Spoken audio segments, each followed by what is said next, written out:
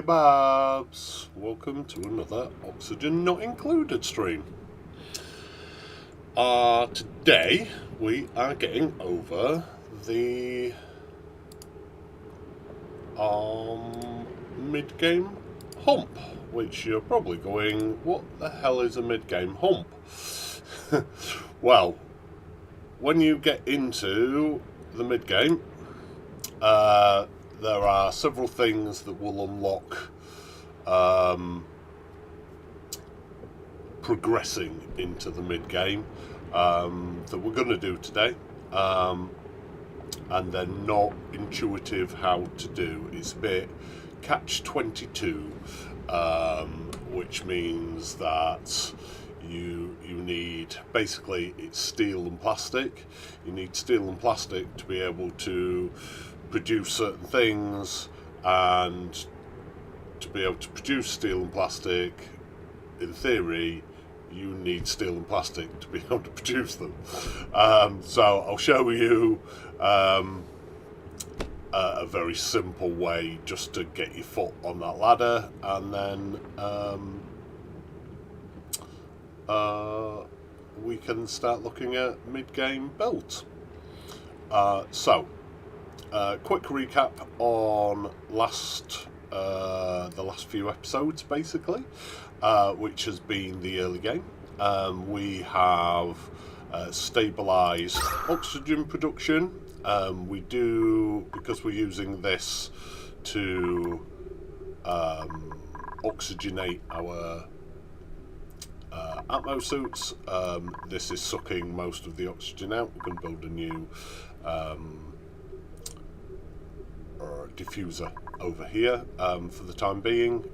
Our next big build is going to be a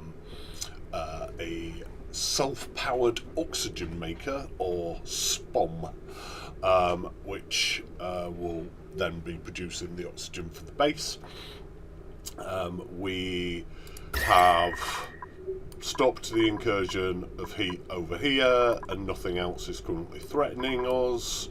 We're quite happy with the situation temperature-wise, and food-wise, we currently have 300,000 calories, so we're pretty on top of that. We're producing some slightly better quality foods now.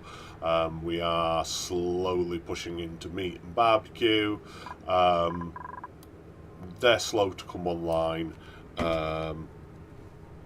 But yeah, we've covered the three requirements of the early game, and then the final step, the final push into the mid game, is getting reed fiber and Atmo suits, which we did at the end of the last stream.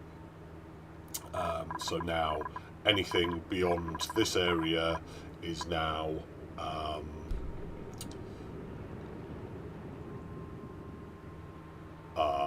required to wear an Atmo suit.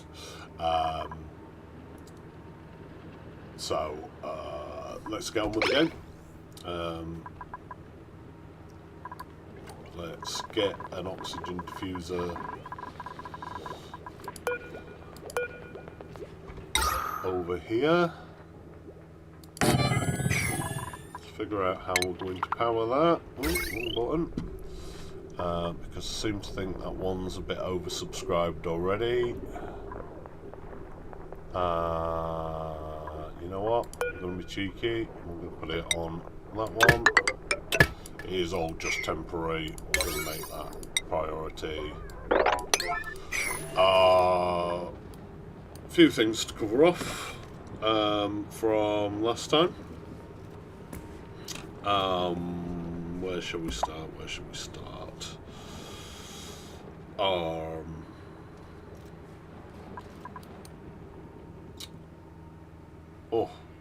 Just a quick one.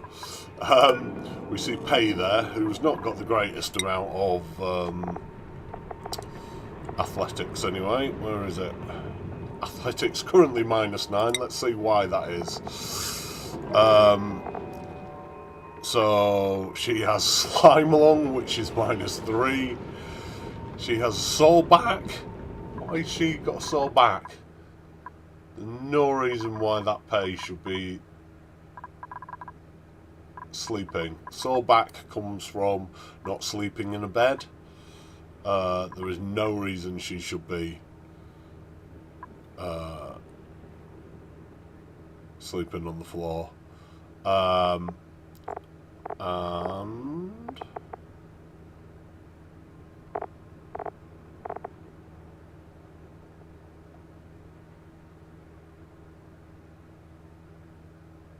huh.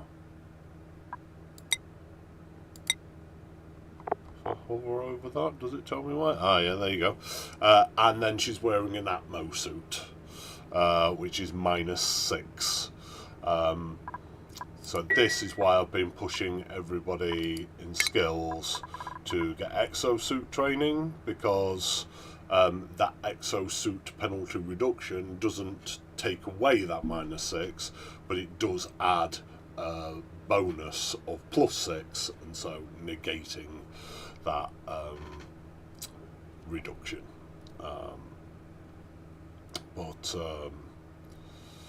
Yeah. Unfortunately, pay is going to be absolutely rubbish if she is in a suit at the minute. But in the meanwhile, she's building up her athletics, so, you know. Let's talk about suits. Suits, we've got Atmo suits. Atmo suits are absolutely brilliant because they provide oxygen, so dupes never need to stop and find oxygen and gather the breath. And it fully protects them from any other debuffs. So, as I say, they do get a -6 debuff. You can counteract that in skills, but they will not get any other debuffs unless you're putting them in magma. I can't think that suits don't protect you from cooling. So you can go to really cold biomes. Oh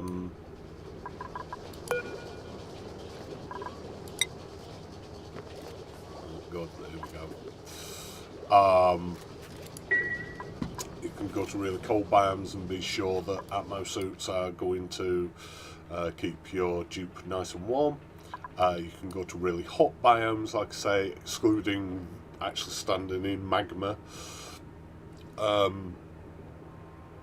They will be protected from that heat. Yeah,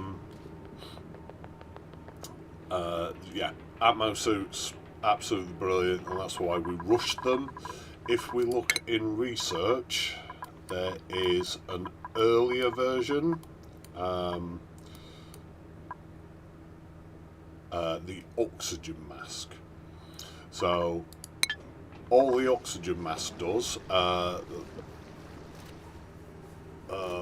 firstly, it doesn't require power in the checkpoints, so that's a bonus. You don't have to power where you're putting in the gas masks. You do still have to provide oxygen, but that's all it does. It provides oxygen while the dupe is about, stops them having to look for more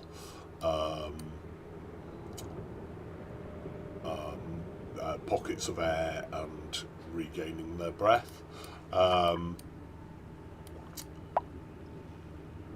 It does not. Sorry, I'm just wondering why everyone's coming down here. I guess they may be dealing with the mushrooms, are they? Oh yeah, it looks to be.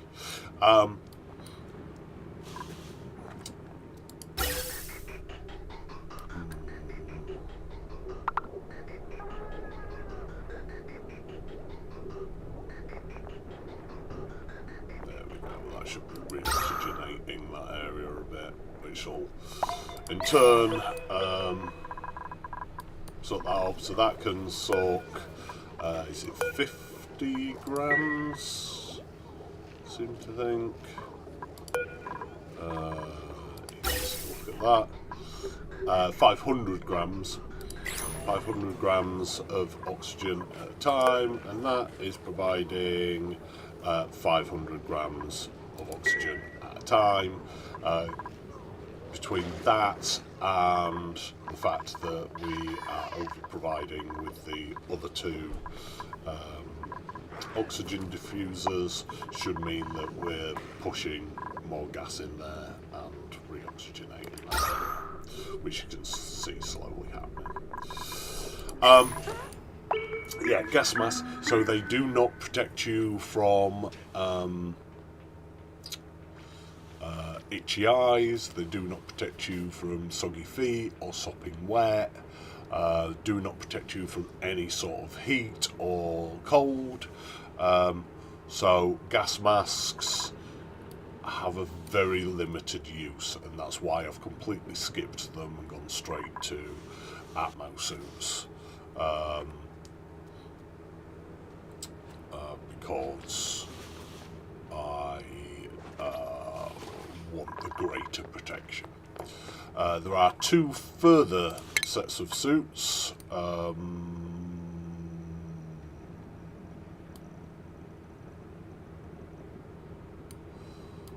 I'm not sure where either of them are now, off the top of my head. There we go, radiation protection. You won't have radiation protection in the base game, in the vanilla oxygen not included, because it is a radiation-based content. I'll talk about them in 2 seconds. The other one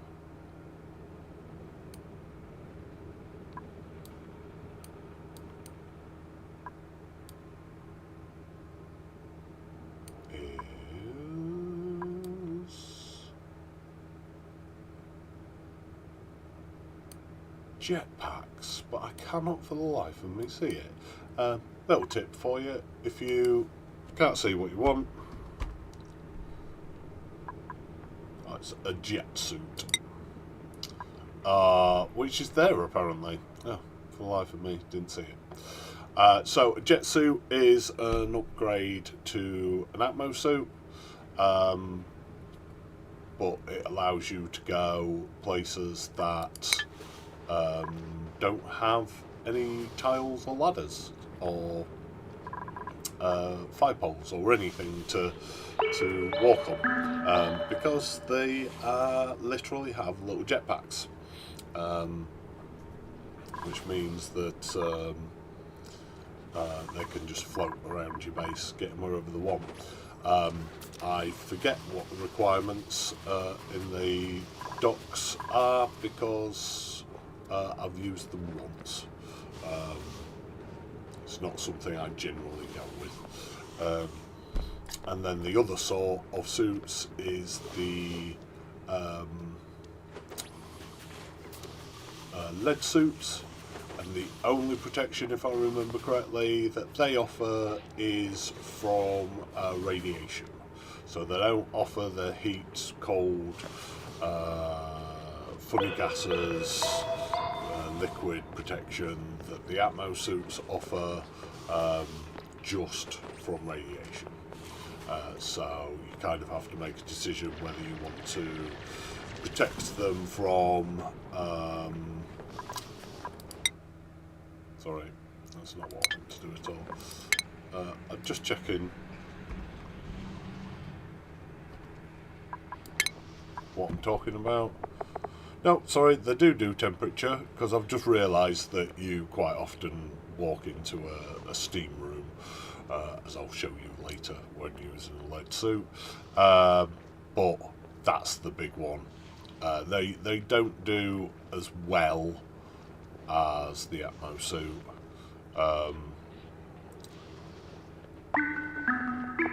But also make you walk even slower.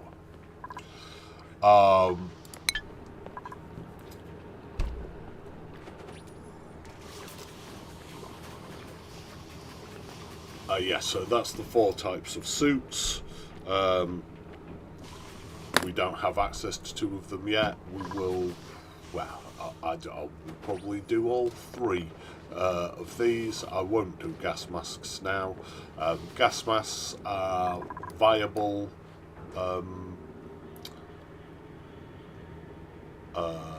alternative to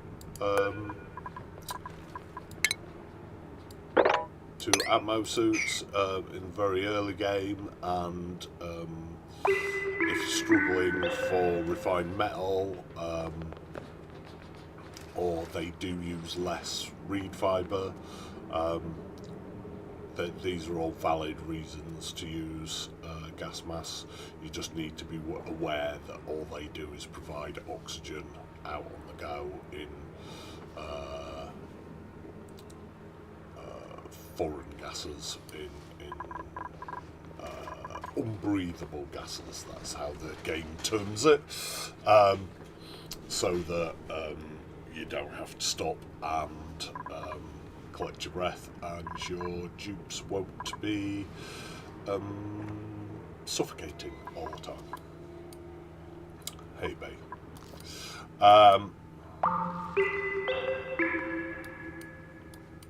What else do we need to discuss? I'm currently going the meat route with our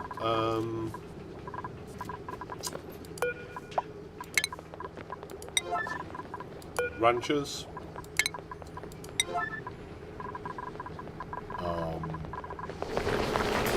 That's intentional. The other valid route is to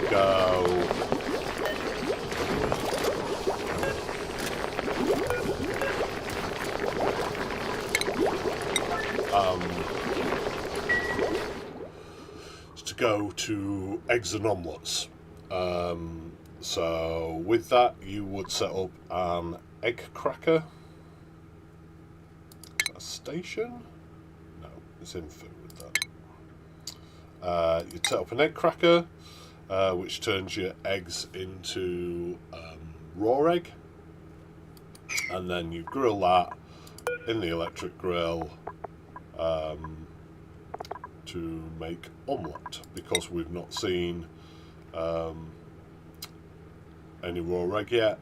We can't see the omelette recipe at all. That's valid, but it's not as good as the meat to barbecue route, but the meat to barbecue route does take longer to come online. And the reason that I've not done the omelette one is because once you get on the omelette track, I find it's quite difficult to then pull yourself off that into the meat to barbecue track, because you are committing all your eggs into your food.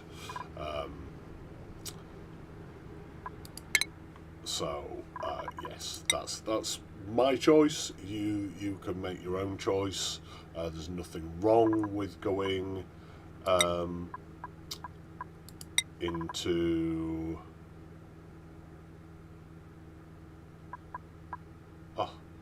lovely. Higby starts with exosuit training. Sorry, there's nothing wrong with going into omelettes first, and I see a lot of people do it. You can build up your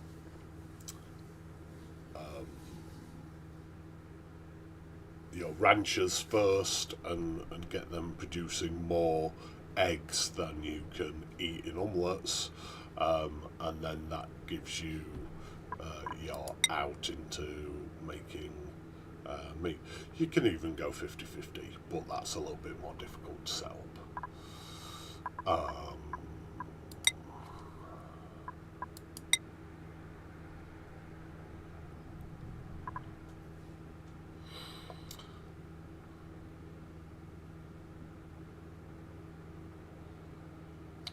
Ooh.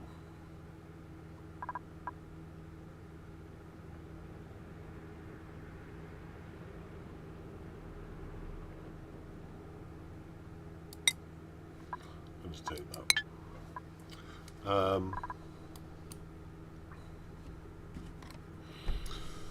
else do we need to discuss? How we look at oxygen? Yeah, see, we're nearly back to how we should be up there now. And we are slowly getting these fully online. The reason these aren't fully online now is the fact that they are regularly in use too. So have a look. We've got a regular stream of oxygen coming down. The only thing I could possibly do to improve on that is to put another pump next to it, feed it into the same pipe. We're not at the minute. We'll have a look at that when we get the spawn up and running.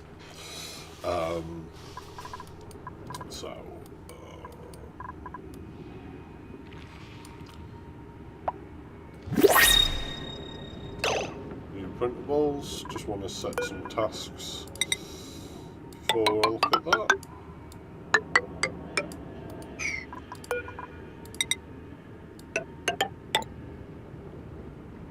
Huh?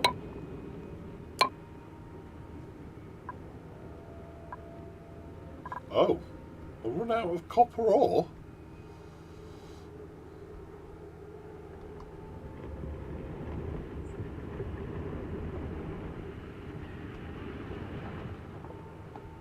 Okay.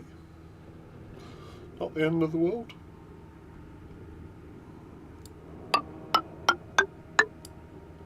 So, something that you do need to be aware of, if you run out of one material, it will automatically turn you onto a new material. It stopped me, that's how I realised. I think I did like 2 tiles or something, and it stopped me placing anymore. When I lifted my finger off the mouse button, it then automatically turned me onto iron ore. Worth noting that, because you can be placing, say, steel aqua tuners and thinking everything's great, only for it to have turned you onto cobalt instead. So just one to watch out for. And then I would like to...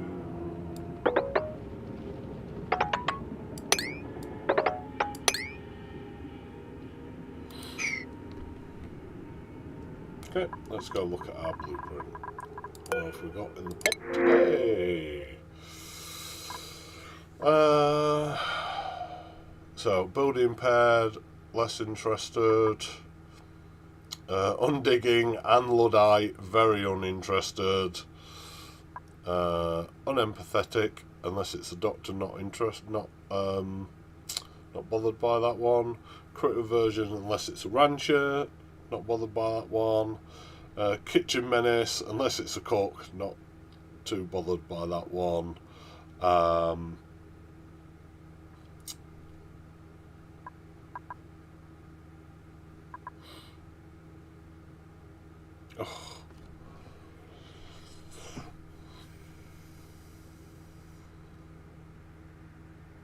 Okay, so I don't want a farmer at the minute.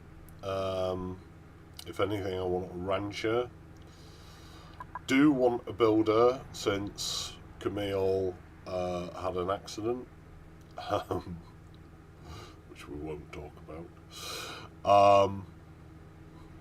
But the fact that they're undigging and Luddite is a bit of a no-no. I mean, it's depends how desperate you are. I'm not that desperate right now. Great building, but bedside manner as your first trait as your positive trait is just there. It's not helpful. That's a doctor skill, and and a decorating cook with rocketry. Not necessarily going to send my cook into outer space. The cook that is also a kitchen menace. That just says no, so I'm going to get some pigs. Pips are very cool creatures. I'll be covering more about pips later.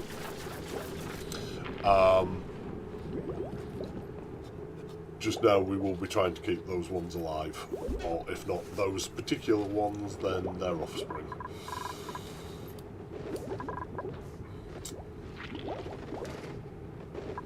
Not researching anything. We do need to be researching, I think. Let's start at the top and work our way down. Do we need to be researching anything right now? We do. I'm not sure we've got entirely the equipment I want to be getting into. Oh, we definitely do. Let's do both of those.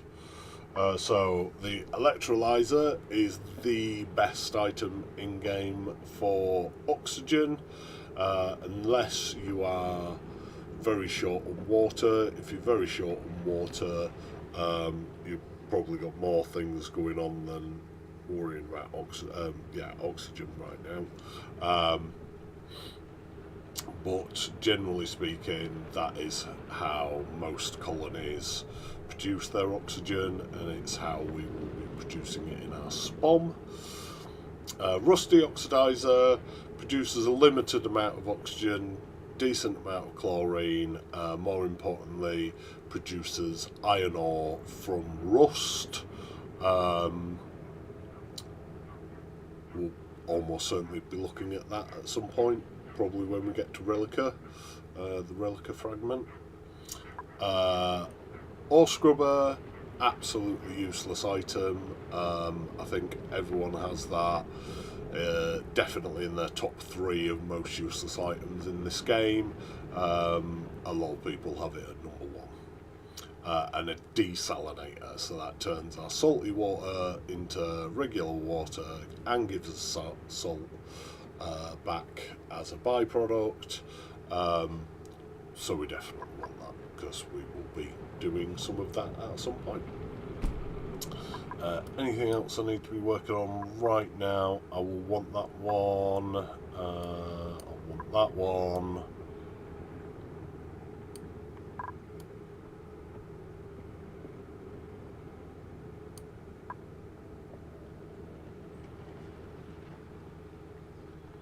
Okay.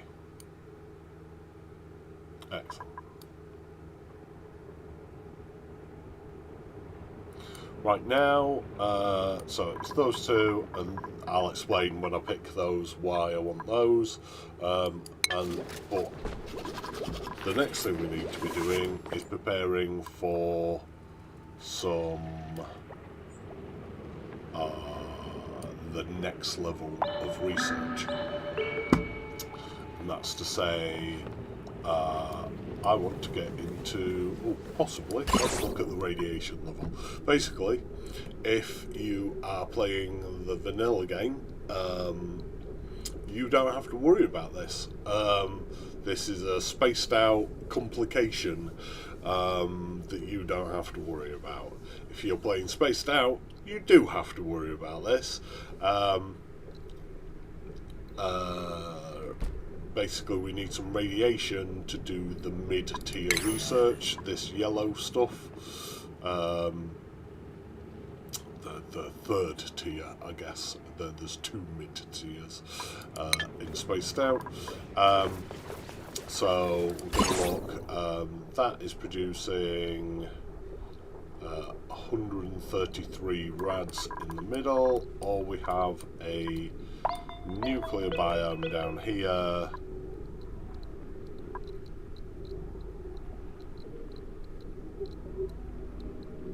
Which is potentially producing more, but that's just because of the Wheezewort. So now the question is, do we pull out the Wheezewort?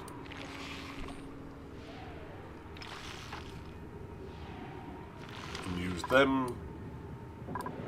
No, we'll jury rig this with our little uranium boulder here, and how we'll do that is we will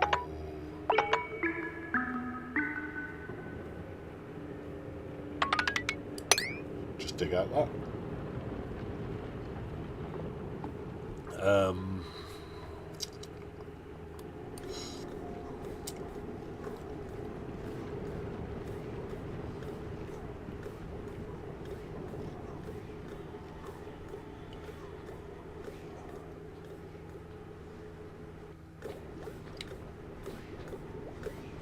So that is the level of the floor that we're going to be producing. So let's put in that. Have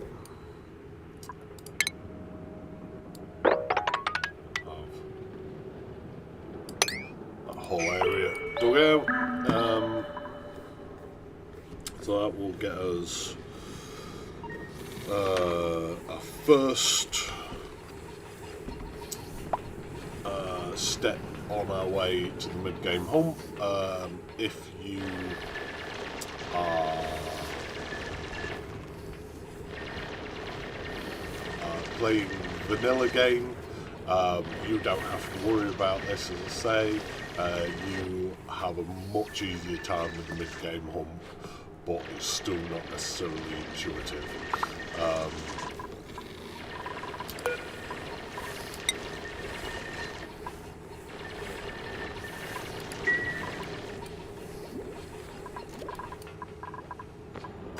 See, all suits are oxygenated and charged now.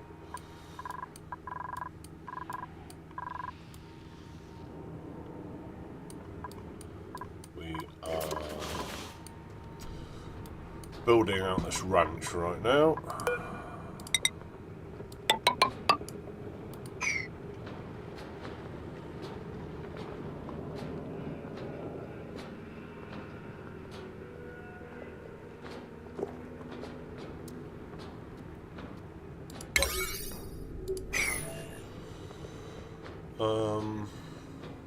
Just wondering whether the ranch is important or not.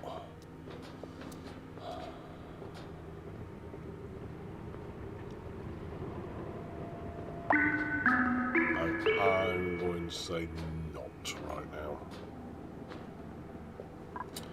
How are we doing with power? Just can't remember what we're doing.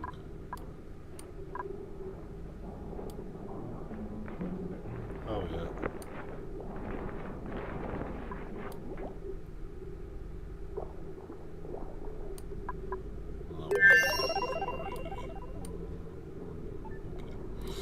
Right, I'm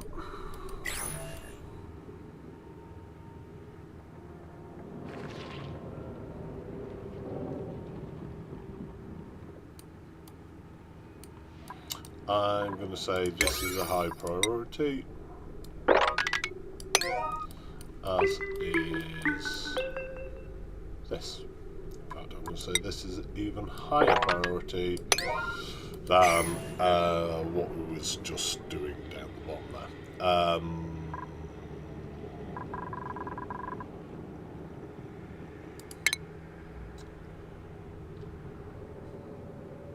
I'll discuss them in a minute. Which brings me to a point that was raised by a viewer, a member of chat last week, which was priorities. Absolutely get what they were trying to say, and I just want to clarify exactly my point on this. So ideally, let's go over priorities in general. Right, so on here, because I've had a few questions about this.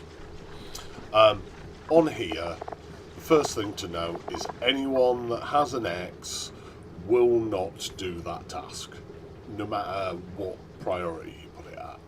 I'm 90% sure even a red alert won't do that task. If I know for definite, if they are incapable of doing that task, then a red alert 100% will not do that task. If I've just X'd it out, then I'm fairly confident that it won't do that task.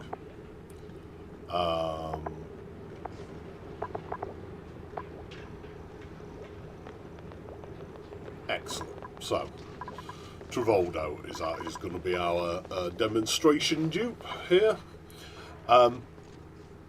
Travoldo wakes up in the morning and has a stretch, and then he looks down the list and he sees that that is top priority. He starts at this end, he goes down, that's top priority. So he's looking for any priority 9 tasks that are tidying tasks. If he doesn't find any level 9, then he's looking for operating level 9 tasks. Doesn't find any of those tasks, then he's looking for supplying tasks that are level 9, and then storing tasks that are level 9. Assuming he doesn't find any of them, he starts looking for level 8 tasks in tidying, and then in operating, then supplying, storing, and so on, until he finds something. Assuming he finds no tasks whatsoever in tidying, supplying, or storing, or operating, sorry, then he will look for life support and toggling tasks, and then he'll start at priority 9 tasks, then priority 8 tasks, then priority 7 tasks, and so on and so forth. Once he's done that, then he will start looking for attacking tasks. Priority 9 attacking tasks, no, okay, rocketry priority 9 tasks, and so on and so forth, all the way down. The only way that is slightly different is if in here you enable proximity, which I am going to do right now because I thought I already had. That means that a dupe will look for a priority 9 task. They will go do that priority 9 task. When they have completed all the priority 9 tasks of that particular type in that area, they'll look to see if they could be more productive producing, doing a priority 8 task in that same area, or should they go do a priority 9 task of a different. So let's say Travoldo does a priority 9 task in an area, and when he's finished doing that priority 9 task, he then will look to see if he can be more productive doing a priority 8 tidying task, or should he then go and do a priority 9 task. So on occasions I will tell them to do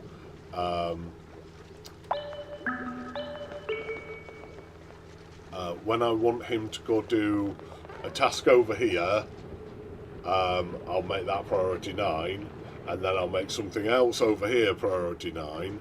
I will probably only put the other tasks around there at priority 7, so that there is a clear difference, and I'm saying when you finish this priority 9 task, go do this priority 9 task over here, rather than the lower priority tasks in the same area. It's about how you want to handle it. Whether you feel that staying in the same area is going to be more productive, or you literally want them to do it in number order. So then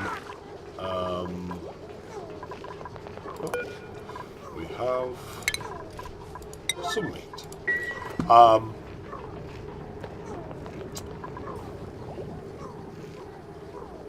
So, as standard, when you are setting up tasks, it will put you on 5. This is so that you can say, yeah, do that, do that, do that. Oh, and if you've got time, do this priority 4 task. I'd like you to start sweeping all the rooms, but that's like after everything else. So sweeping is a priority 3 task. And then you can go, oh, you know, I've set all those tasks, but actually I really want this one doing first, so that's priority 6. And then you go, oh, but now I've set you a new task and I really want that doing before even the priority 6 ones. So that's a priority 7, and so on and so forth. Now, and you'll forgive me for not remembering who it was last week. Someone brought up, if you set everything to priority 9, then nothing is high priority, and that is absolutely true. I try to stay away from setting things to priority 9. Because, absolutely, if everything is priority 9, then nothing is top priority. So I try to make 8 my maximum. Then I can, when I inevitably go, oh, this needs to happen right now, I can set that to 9. And that is where I will use that priority 9. As for yellow alert, I will try to only set yellow alert when a duplicant's life is in danger. You might have seen my clips and or the short on YouTube, where in a previous episode Pei and I fell out over whether she should be saved or not, and yeah, even then the yellow alert was not working in the way I wanted it to. Right, research is complete, so we'll go into that. Yeah, we're going now. Nice one. Going for this one time because I want radiant liquid pipes. Allows you to more quickly exchange heat between the liquid in the pipe and the environment that the pipe is travelling through. Thermo Aqua Tuner is the cooling device in this game, in my opinion. Basically, whatever liquid goes through it is reduced in temperature by 14 degrees. 14 degrees Celsius, just to be precise, and that temperature is transferred to the aquatuner itself, which is then obviously emitted into its surrounding environment. We will be using one of those soon. One of the mid-game hump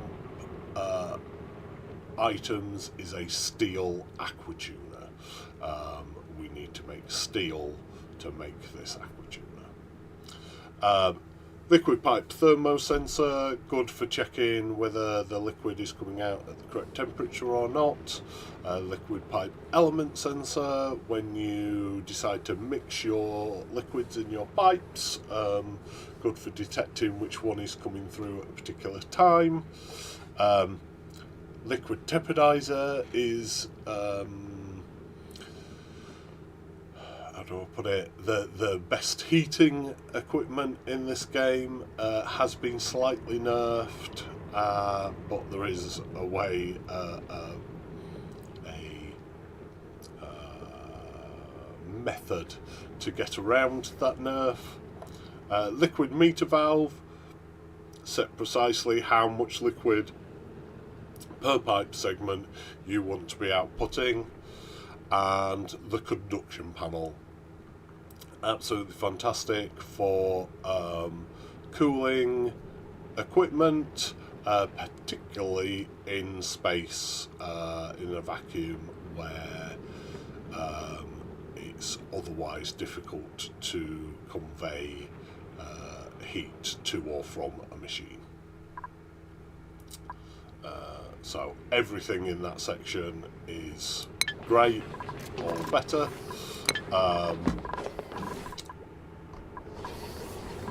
Yeah, so quick review on priorities. Make sure your duplicants are set to do what types of tasks you want them to do up here. Some tasks are not obvious what they are. So, you know, if they're not doing your task, click on that machine, find out what the errand is. This is a life support supply. It'll be supplying or life support. I would imagine life support being the higher priority.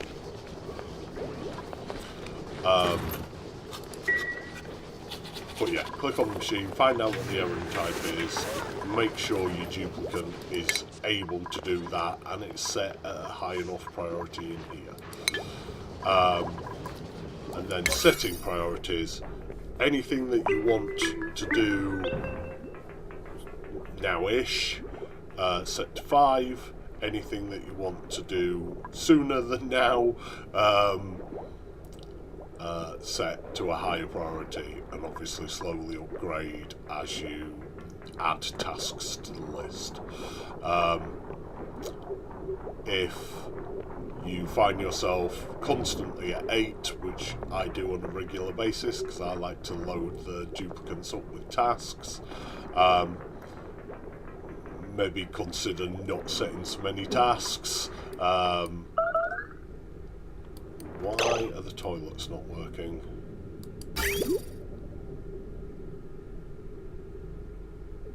Huh?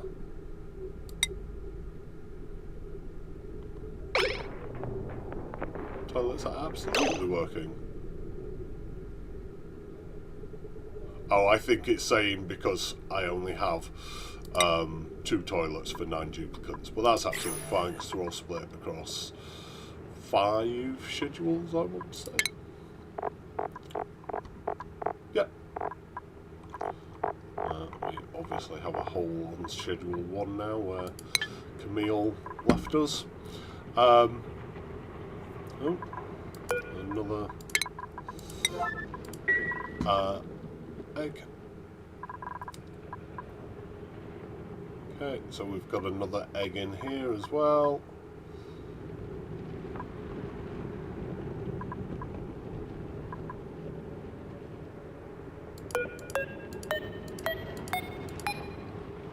There we go.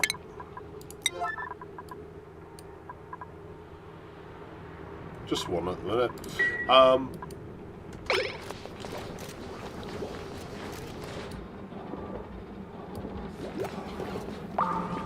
Yes, and then yellow alert should only really be used to rescue duplicants who are at risk of not surviving. So, hanging down from here, pitch of pepper plants. Far from my favourite plant. Should be achievable. But the Dracos elite it. It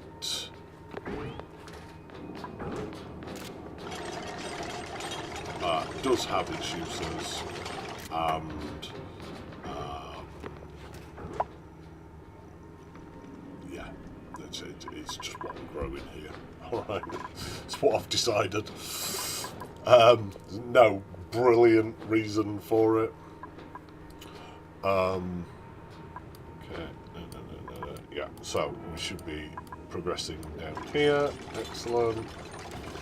And so what I've done here is I've dug out a pit for this water to fall into, and then we'll either mop it up or we'll just leave it there for the minute. Where I want to be is here, in this oil wire.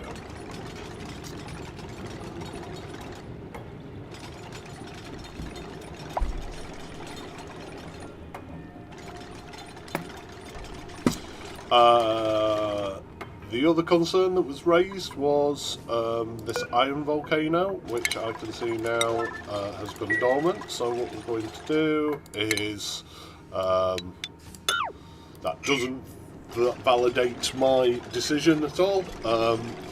It is just a fact that happened, so we're going to utilise it. But what I would like to say is that I made a decision to ignore it last episode, and crack on with some other things instead.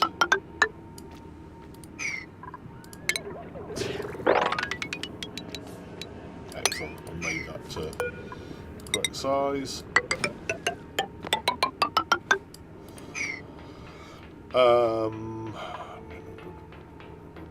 Just trying to decide what to do.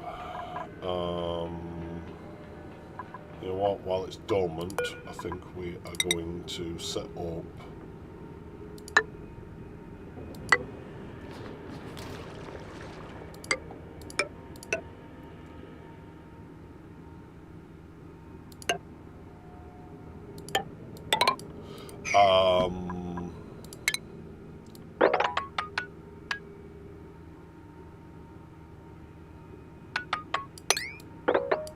going to set up access to that.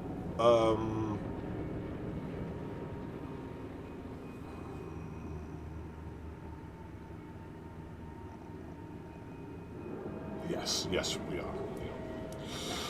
Yeah.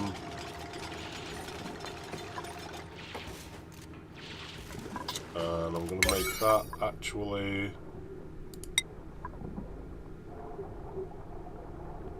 the highest priority. Ah, there. Ooh, it's suffocating.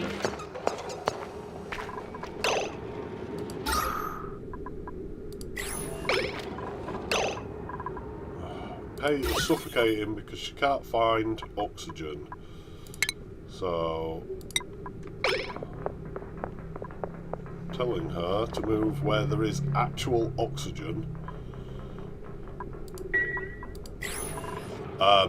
Yes, sometimes duplicates, as I believe happened with Camille last week, last episode rather, sometimes duplicates can decide that they're going to go get oxygen from one blob that's floating about, say there. And at that moment, that's where the oxygen is. And they'll go run towards that, and in the meantime, the oxygen flows over here. So they'll run over towards that, and in the meantime, the oxygen will flow over here. And they'll just run back and forth for 10 minutes until they suffocate, because they basically can't decide where they want to get oxygen from, rather than just going, you know what, it'd be better for me to go over here where there's lots and lots of oxygen.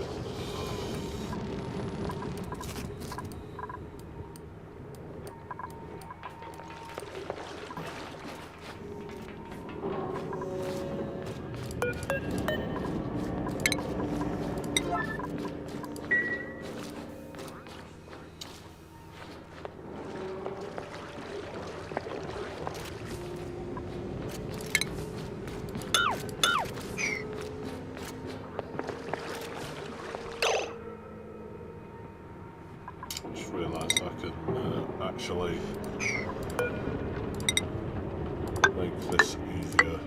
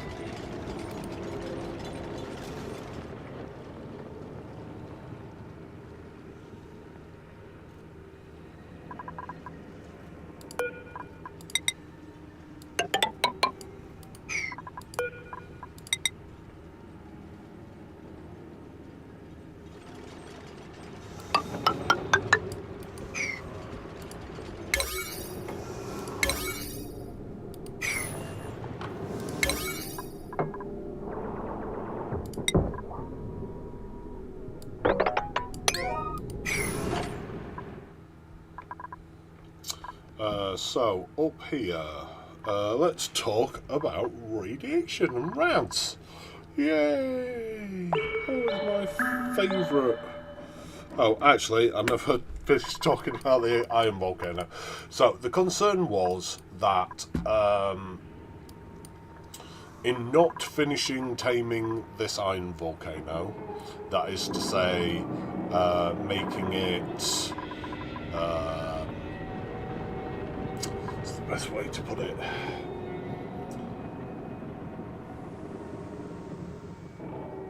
A dupe available resource and stopping it outputting heat, that I was going to heat death the colony. And I understand the concern for that. You know, it's something that needs to be considered, absolutely.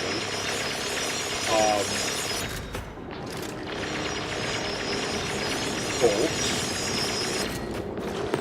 I was more concerned about other things in the moment. More concerned about achieving things like atmosuits.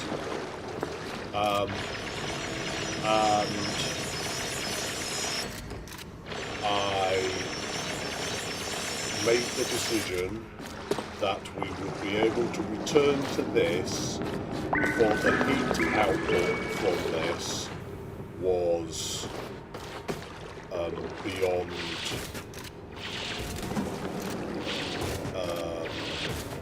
sustainable, beyond repairable.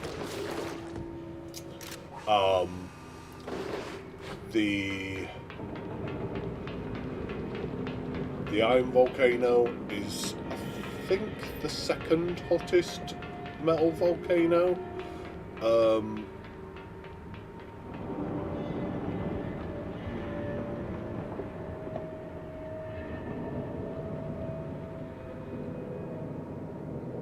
It's in the top 3, anyway.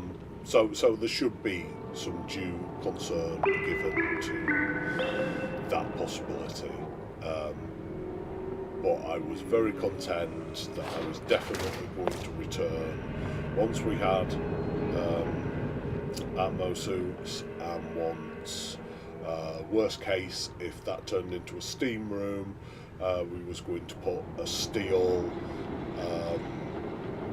gas pump in with a steel gas filter, and was going to pull all of the carbon dioxide out of it, and make sure that there was only steam left in that room. We were going to complete the insulation tiles. Absolutely, that chat had valid concerns, but just because it's a valid concern doesn't mean that that is the only thing that you're considering. I needed to get, sorry, just spotted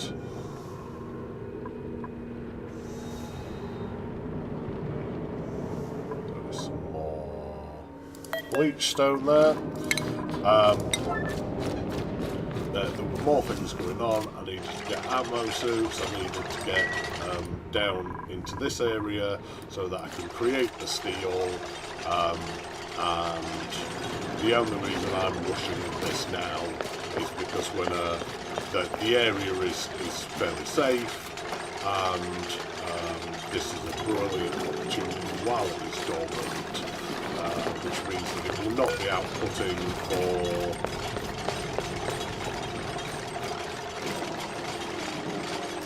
we don't get that information. We shall not be outputting for several cycles, so this is the perfect time to be doing this build. That's why I'm now prioritising it. really, I just want to be cracking on with this and getting into the old biome and getting over the mid-game hump. But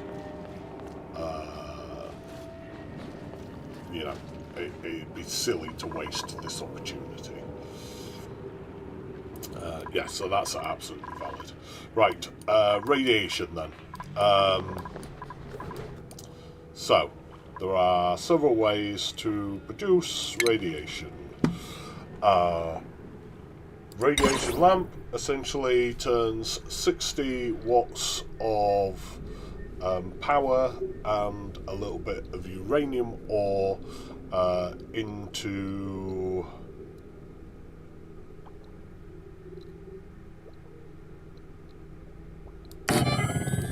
say?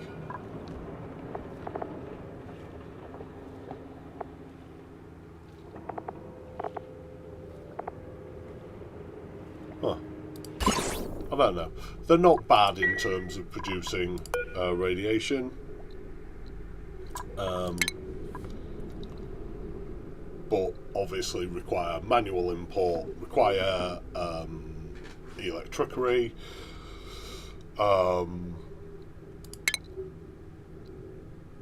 They excuse me. They are a not terrible way to get radiation. However, we already have a radiation source. Manual rad generator.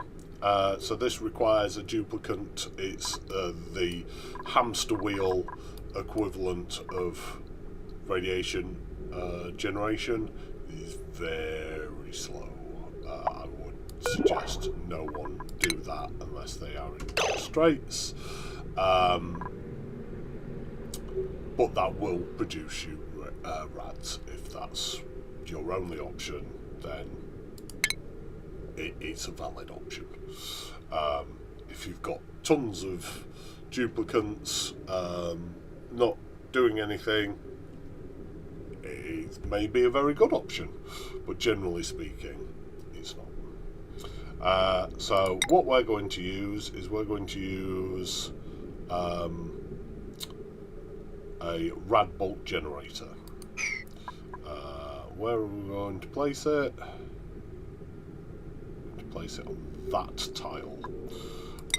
The tile of interest is this solar panel looking section, green solar panel in this once built, and it is also the tile of interest, that is to say the tile that we hold when we're moving it around. I want to place it like that.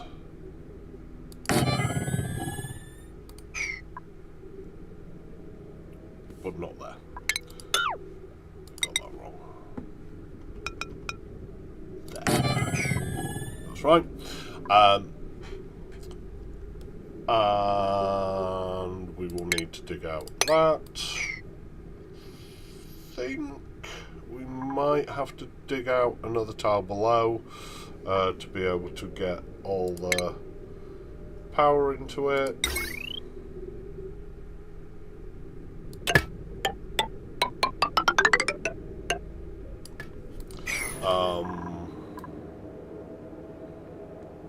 I am right now considering setting up a fourth power generation circuit. Let's do it.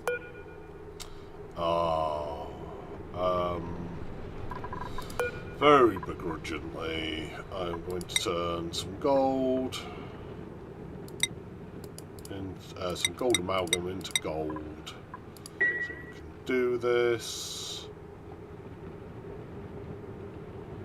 Yeah. You know what? I'm only going to do 4, because shortly we're going to have a metal refinery, which rather than doing 50% return, does 100% return, which is obviously twice as good. So, ooh, do I even need to? Because we now have iron.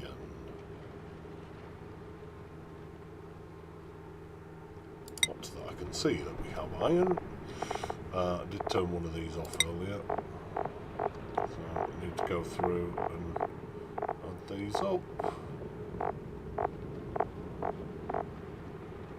Yes, we have 700 kilos of iron and some lead. Lead.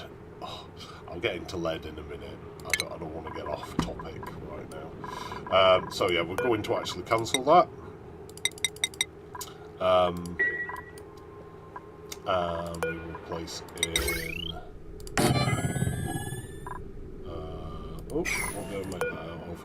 Out of iron. Excellent. Well done. Done the right thing, Bob. That there. Okay. I'm going to cancel that for the moment. I'm going to corner build that up because I don't want to deal with that water right now. And then we'll corner build another one there, and then we'll put the generator in. Not that. What am I doing? A wire. Right. So we'll go from there. We'll go straight across. We're going to jump.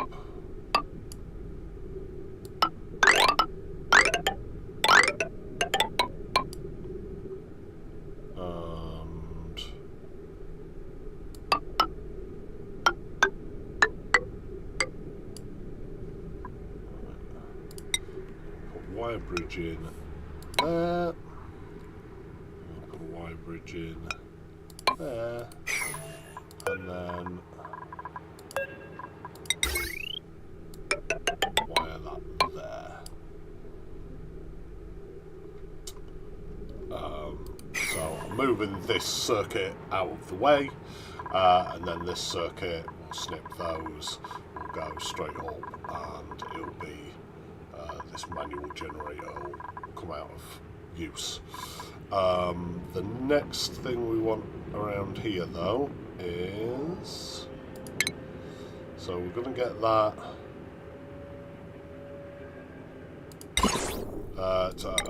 a reflector.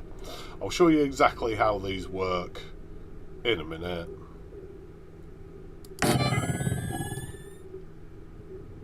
Once they're built. The main thing that we want out of this is the Digital Studies terminal. But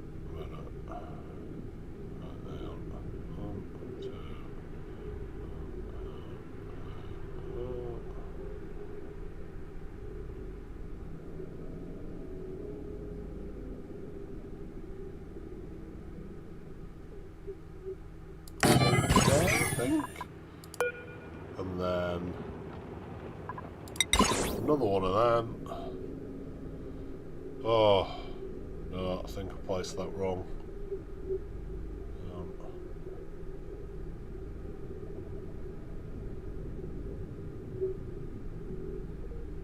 Yeah. I want to be one over.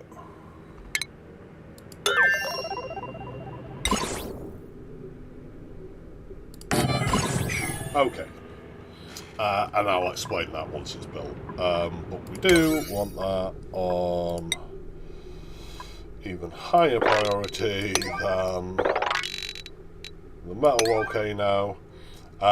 Yes, on priorities, the concern last week was that I was hitting everything with priority 9. Just happened that I'd got up to priority 9. 9 was the only way I was going to get something made right now. That's what I needed to happen, and it wasn't like I was saying, right, you're a 9, you're a 9, you're a 9. It was just one system. It's a fairly big system. It was not unlike this that I've done here, which occurs to me, I never got to that.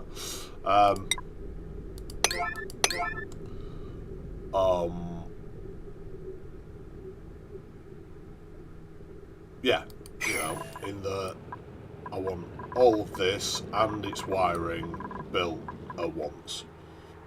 I think that's a valid way to set priorities. I think not not going crazy, not setting 15 systems all at once is absolutely correct. So yeah, understand your concern, but again, I think that's fine to do. Blueprints. Nyctophobic, requires light to sleep, not the end of the world. Probably wouldn't take one as a starter dupe, because getting light for a nyctophobic certainly in the first cycle is going to be a nightmare. However, mouth breather would probably avoid as general. Also, they're a researcher, a suit wearing researcher. We've got not a great deal of purpose for that right now. Not taking boots, unconstructive, so I'd ignore them a little bit, but it is a digger that starts with hard digging. Or I could take some rust. Forget how many diggers we have.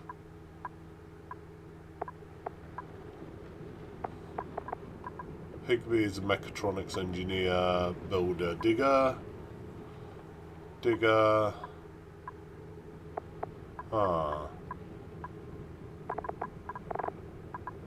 Might take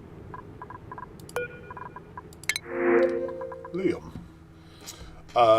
Decorating, not so interested in right now. We will want a decorator, but to be honest, I prefer to take one dedicated super duper decorator who does all the decorating everywhere, all the time, because it's quite a niche skill that you don't need that much of.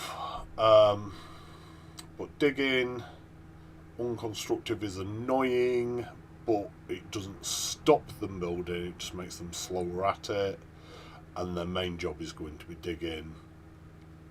I think we are taking Liam.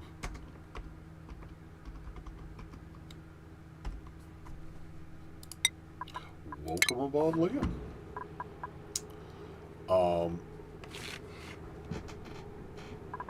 So priorities for Liam are digging. Oh, unconstructive. I thought it was the reduced. It serves me right for assuming and not actually reading. I thought it was the reduced digging, reduced building, not the complete lack of. That is annoying.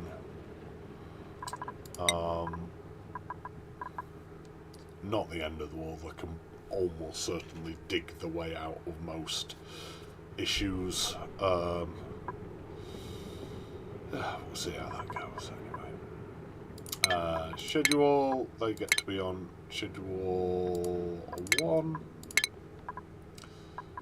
Skills, Liam can go into improved carry.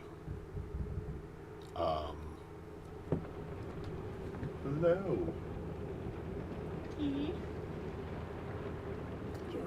Sorry. This is the wife, people, that you can see the body of. Also known as Other Bob. Yes. Sorry, I've been talking so much that I've not been drinking very much. Thank you, dear.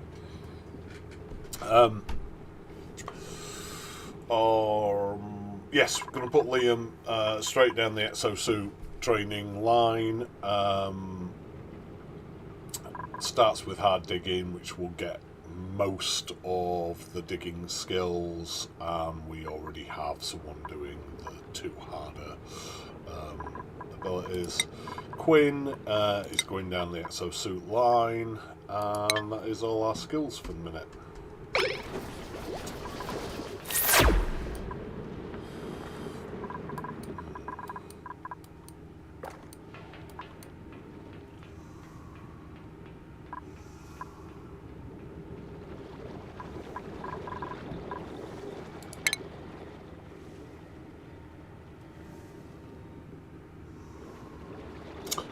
We have another neural vacillator here. This is one of many puzzles. You see another one right here that Clay put in the game for us in terms of points of interest. This one, if we go to the automation overlay, we can see it quite easily. So what is it saying? Oh. So this is an AND gate. So it needs 2 greens to output a green. This is another AND gate, so it needs 2 greens to output green. And this is again another AND gate. So what's it saying? It's saying all 4 switches must be on to output green. Well,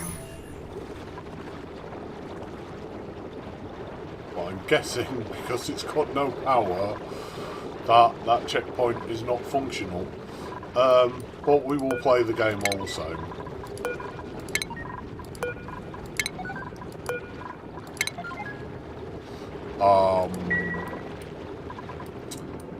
And then if we look over at this one,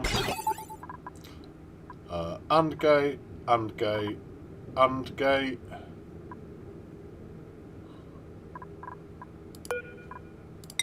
For some reason, not fully connected. Okay, that's very weird.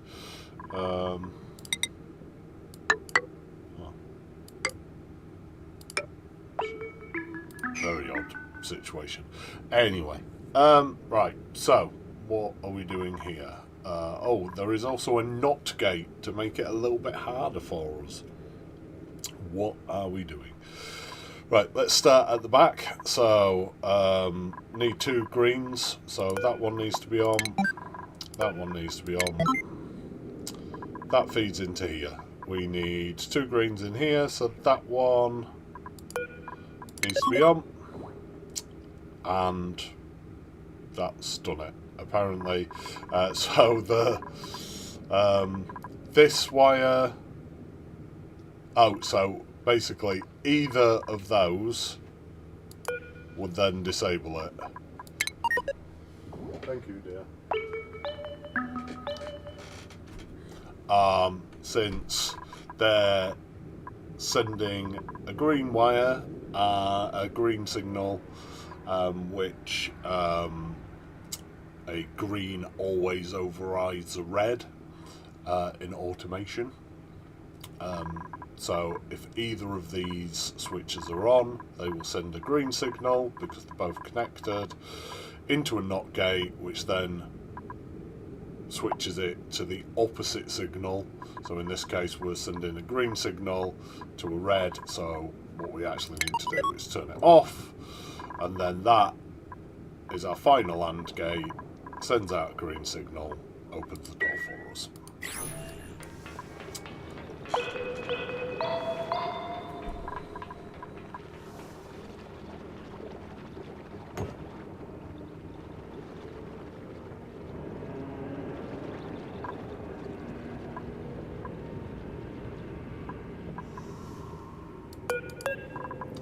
I could see it outputting, but I could not see the bleach stone.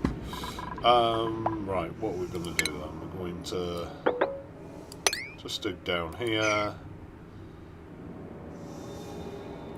Plastic ladders give you a 50% run speed bonus. So very useful once you've got plastic. We'll eventually be replacing all of the sandstone ladders with plastic once we've got enough. Right now, obviously we've barely got any plastic. I'm not even sure we have got any plastic.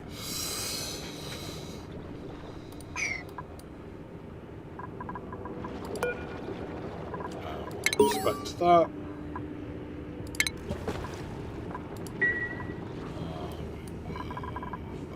Inspect the table.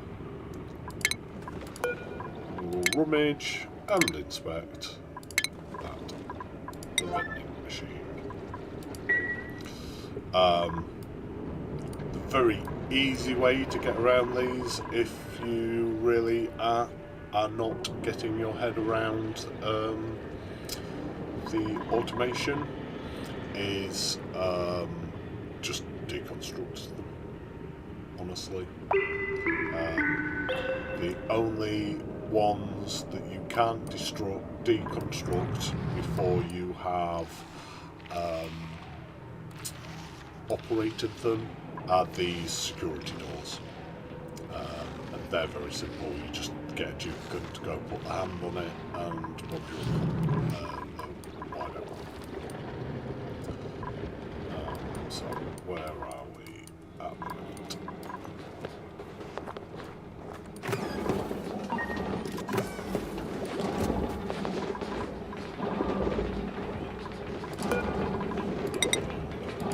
Then that out. Priority 8.2.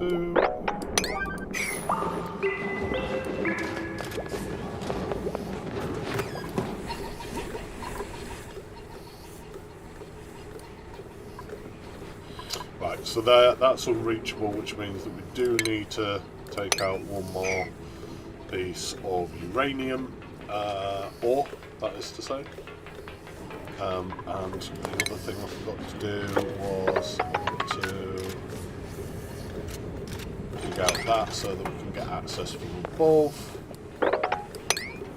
That as well.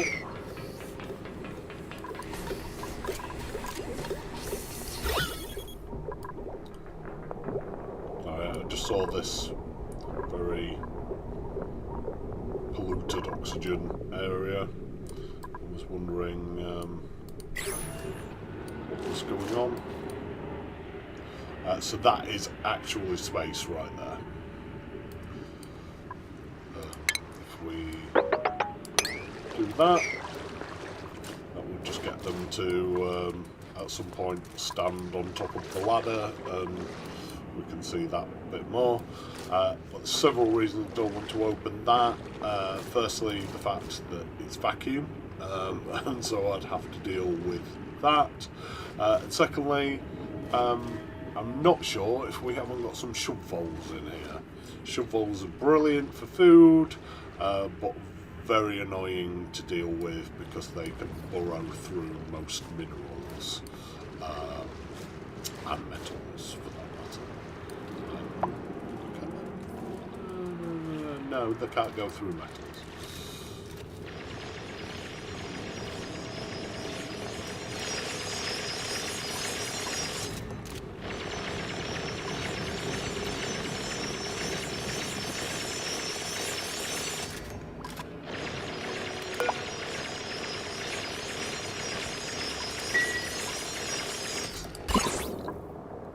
That's unfortunately down to 97 rads per cycle from the 133 that we put it in as, but that's because A, that square itself was probably generating rads, that square was definitely generating rads, that square was probably generating rads, and that square was generating rads. It is what it is. It'll get us what we need.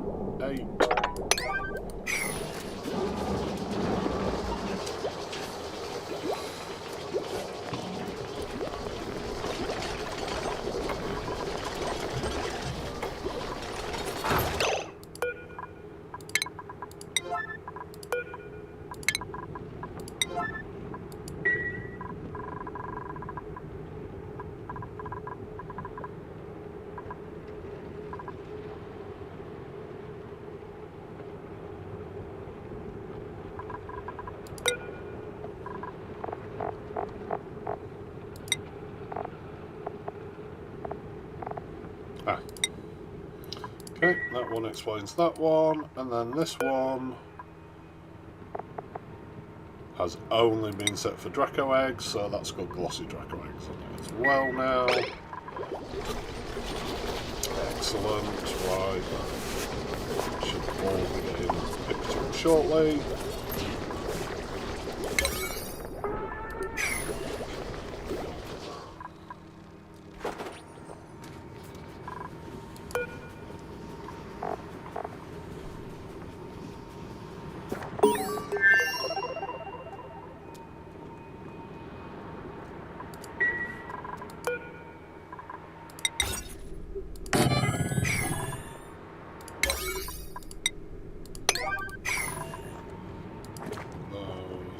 Right, okay, and then the last bit of research that we want to do until we have the new system set up and running is HVAC. Why do we want this? It is okay, so the thermoregulator is the gas version of the thermo aqua tuner. Sorry, just dealing with a bot.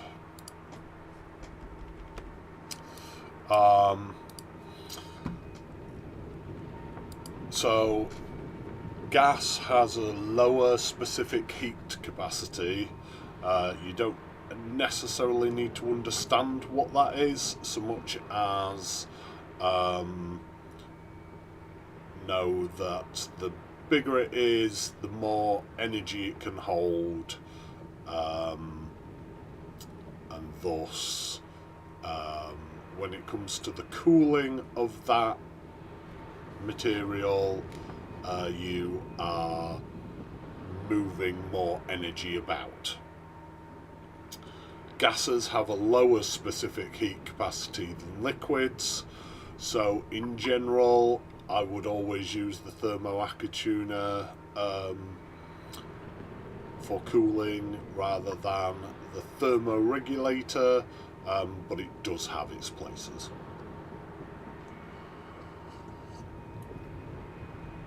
Thermo sensor, good for automating particular temperatures of rooms.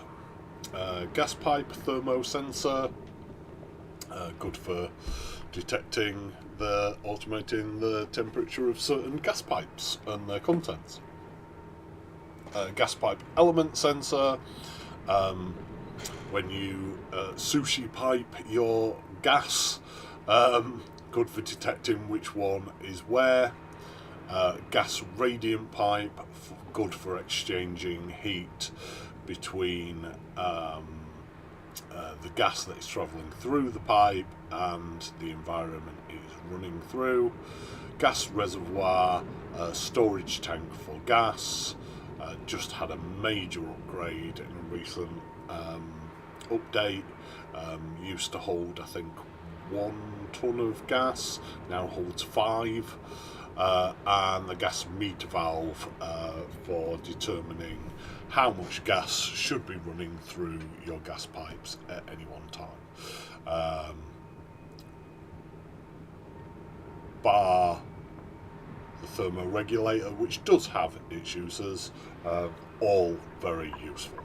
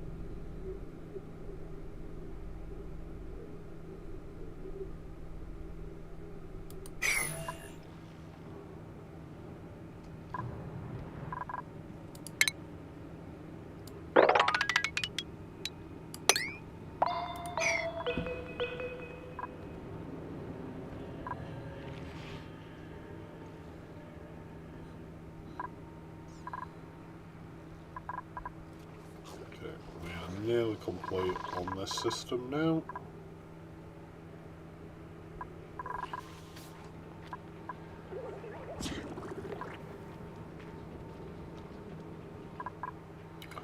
Poor old Abe is suffering from allergic reactions. Let's see what that is. Can we do anything about it? Should we do anything about it? I genuinely don't know.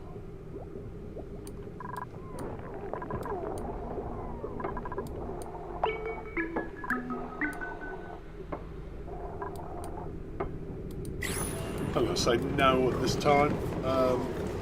When we sort our base out, we'll make it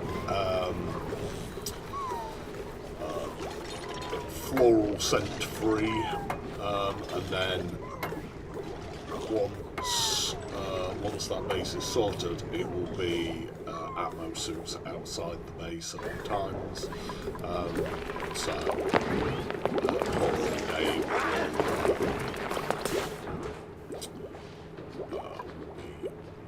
free of his issues. Skill point. Nicola is fully trained, so out of our 10 dupes we are halfway there on exosuit training. He is a farmer, a decorator. Interesting. He's also quite low on morale at the minute.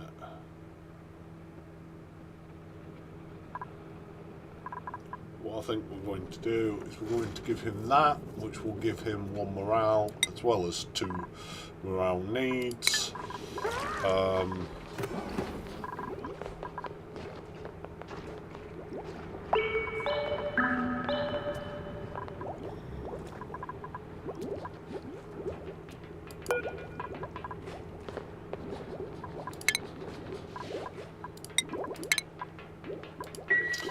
Change over to, I mean that one's going to hatch any minute anyway, but I want to change over to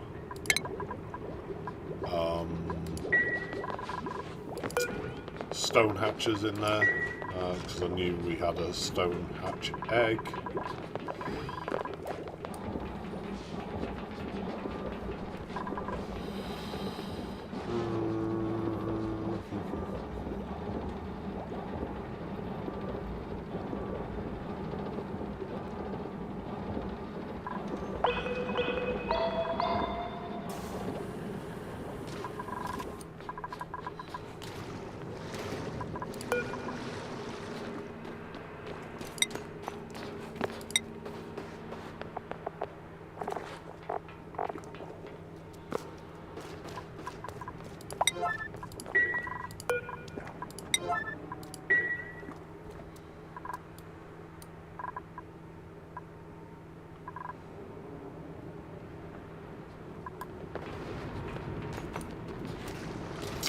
These pinch pepper plants will require a pipe in them, but I've not yet quite decided where our polluted water tank is going to sit, so I don't know where that liquid will be coming from at this moment, so we'll have a look in a bit.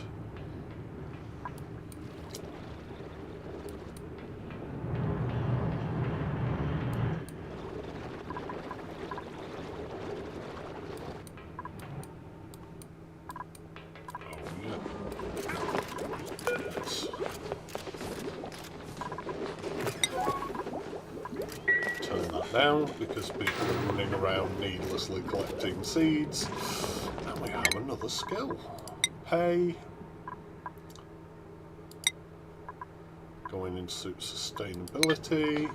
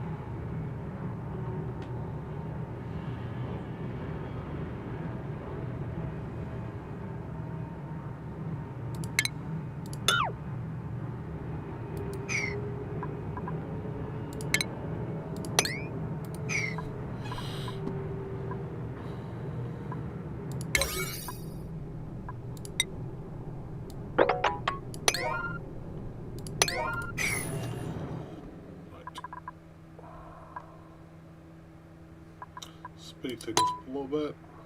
Oh, while we're waiting, let's see what pair of socks we have today. Every time I've said that lately, I've got something really cool out of this, so...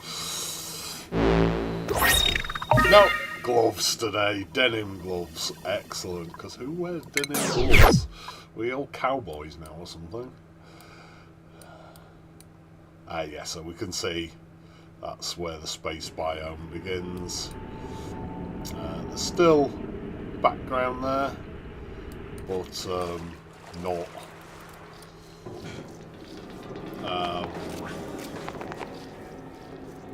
It's clearly open to space.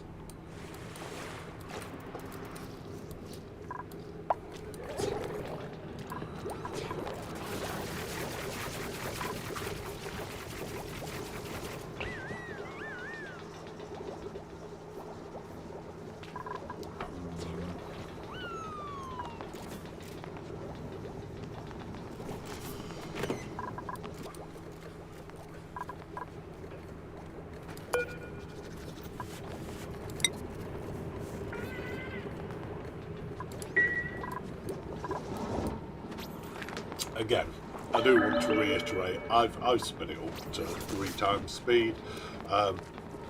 You know, I quite often enjoy just sitting and watching what the duplicates are doing on 1 times speed. The animations in this game are fantastic. If you don't feel confident to put it up even to 2 times speed, don't feel any pressure that you need to do that. This game is absolutely to be played how you feel fit, not how somebody else's tells you to do it.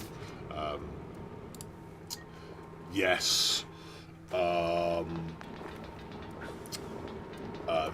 is a wrong way to play Oxygen Not Included, and that is to let all of your duplicates die and the colony be lost, but there is no right way, no correct way to play Oxygen Not Included.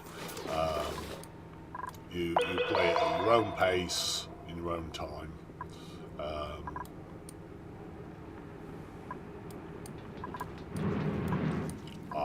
I'm just aware that sitting and watching duplicates is probably not the greatest of content. Excellent. So now, research-wise, we're waiting on the setup upstairs, which I'm hoping we are getting into any moment. So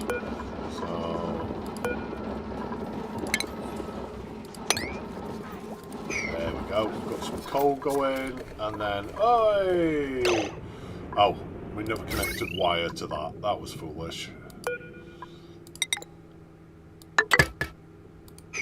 Oh, went too far there.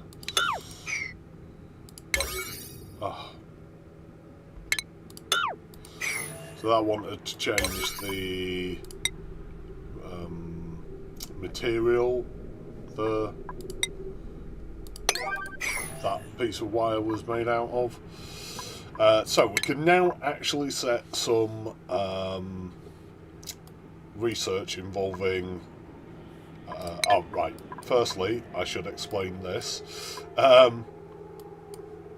is that saying no power? Have we not finished the power? We also probably want to deconstruct that and that. Am I being foolish here?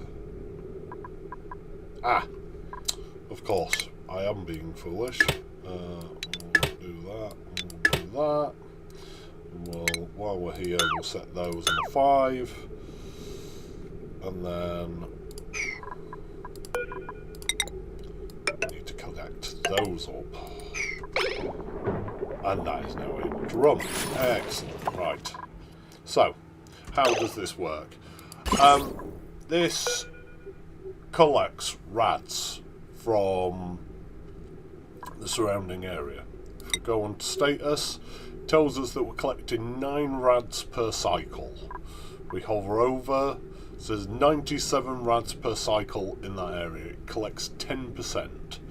I do believe that is just saying 9, but it is in fact collecting 9.7. I may be wrong on that. It's been a little while since I've looked into those details.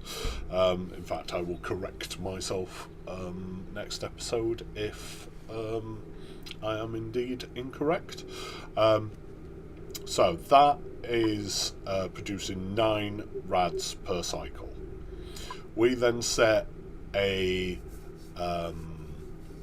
amount at which, when it has collected that, it will fire. I'm going to set that to 51 for reasons I will explain momentarily.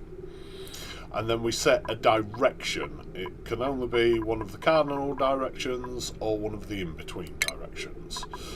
You can see this pointer points in the direction that I set it. We're going to set it in that direction. And that is the direction at which point, when it has 51 bolts, rad bolts to fire, it will fire them in that direction. So we will get to 45, and then at the next cycle, I should say it does increment one at a time. So it's not like we'll need to wait a full cycle before it actually fires. When it gets to 51 rad bolts, it'll take 5 cycles to get to 45, and then before the end of the 6th cycle, it will fire. And it will fire in this direction, at which point it is caught by that white section. If it doesn't hit that white section, or that white section for some reason is turned off by some sort of automation, then it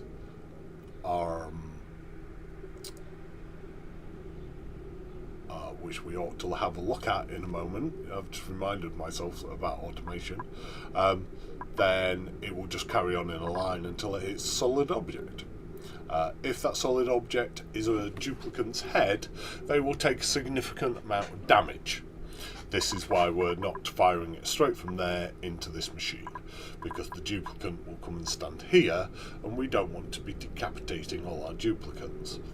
Particularly not our researcher, who is our final surviving starting dupe, and is a very good researching dupe right now. So it's going to hit there, and currently it's going to hit. It's going to fire that straight up. We'll redirect that into that one, and then this one we're going to redirect down there, and that will fire there. So you see how it shifts one cell, one tile, each time it goes into one of these, and then fires in the direction. Literally just draw yourself lines on the screen so that you are sure where it is firing. But in this way, that will then fire straight into there and avoid any duplicants that stood there. If a duplicant happens to be stood there, that's their unfortunate fault. It is what it is. Why 51 rad bolts? Because the more time it spends travelling, the less that shot of rad bolts becomes. So if I was to fire 50, that would probably reach there as 49. Firing 51 means that in 2 shots this will probably be full. That's to say 100 rads. That is the maximum amount of rads that I can store at any one time.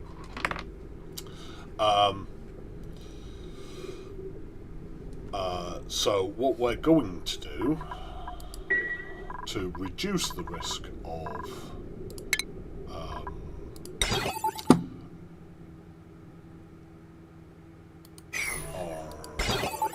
duplicants being shot in the head, is we're going to look at the ports on this.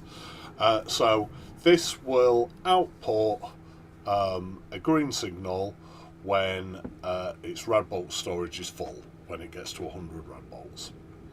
This, when it receives a green signal, will allow incoming rad bolts, meaning that that will capture the rad bolt. If I send a red signal to it, then it will not capture the rad bolts. The rad bolts from this one will fire off into there.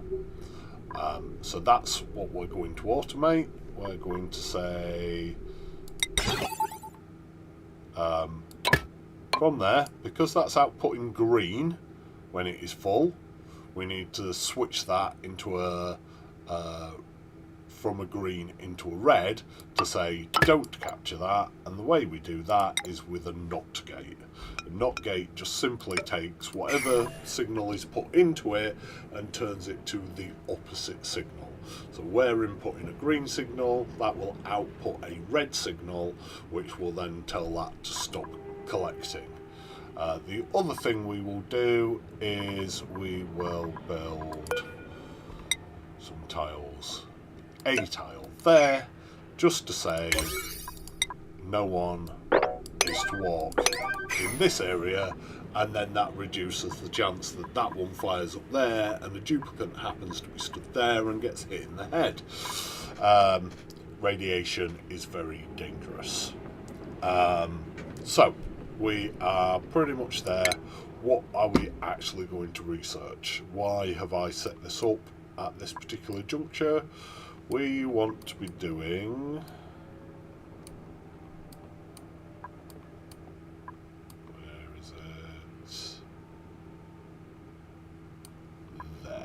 renewable energy. As you can see, that one requires the yellow science, which is gained by the new system that we've just set up. This gives us 4 pieces of equipment. I should state, if you are playing vanilla, then the new system that I've set up is not able to set up because it's on radiation, which is spaced out only, and B, you don't need that system because this is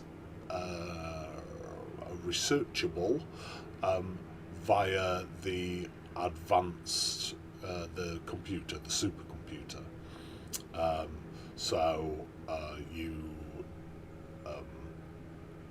You have access to this. One of the ways in which vanilla is easier than spaced out. So why do we want this? Steam turbine is absolutely fantastic piece of equipment. So whereas the aqua tuner takes heat energy from the liquid passing through it and passes it into the surrounding atmosphere, the steam turbine sucks in steam from below it, so long as that steam is 125 degrees or above. I think the maximum operating temperature is 250 if I remember correctly, but I tend not to get it above 200 because it becomes inefficient above 200. Takes in that steam, outputs 95 degree water, and only gets hotter itself at a fraction of that heat energy. It is a heat deletion device, and this is how we will stop heat death in the long game. And it is one of the ways in which we will be able to produce lots of heat with complicated machinery, and not have to worry about that heat infecting our base, because we will be using it in this system. One of the other benefits of the steam turbine is that it produces energy out of this heat deletion effect. Not enough to counteract the use of an aqua tuner if you're using one of those to produce the steam in the first place, but if, say, we was going to plonk it on top of, I don't know, an iron volcano, it will be producing free energy for us. Solar panel, talking of free energy, slap them on top of your base and you will get free energy. There are downsides to that. I'll discuss that when we get into the space player. Sauna is a recreational building for duplicants. If they use it, they also get some sort of buff. I forget what right now. It is very cool. We're building a recreational building when we redesign the base. A recreational room, sorry. It's useful down the line. This is the main thing that we want. And then a steam engine. A steam engine is our first possibility for building a rocket to get into space. It's probably not what we'll use. I'll see how research goes. But yeah, that's not what I'm here for particularly.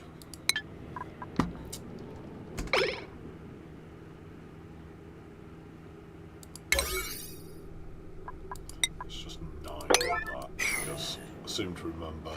Oh yes, important.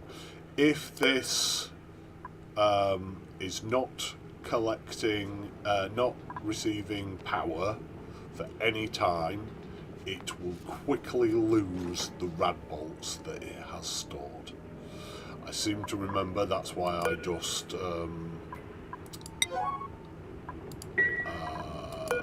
hurried the wire. Why is that still not? Oh, I see. Okay. So it's got a wire to it. It just wasn't connected to the circuit.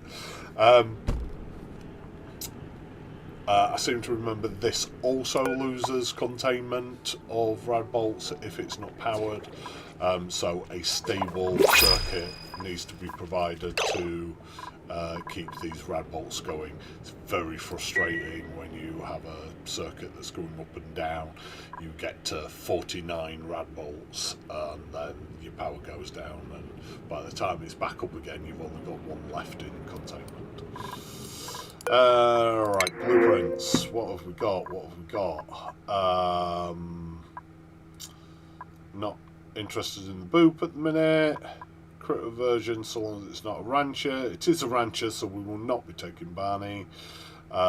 Kitchen menace. Talked about it. Cannot do digging errands. I'm very reluctant to take a dupe who cannot do digging errands. Like I would generally, if I read the tooltip, would generally not take an unconstructive dupe. However, we are in need of more janitors, and that is it. What Ada's got, she starts with exosuit training. That's brilliant. Means we don't have to fire her down that path so fast. Yes, she'll wear out her suits faster than the other dupes, but not the end of the world. We're playing on normal.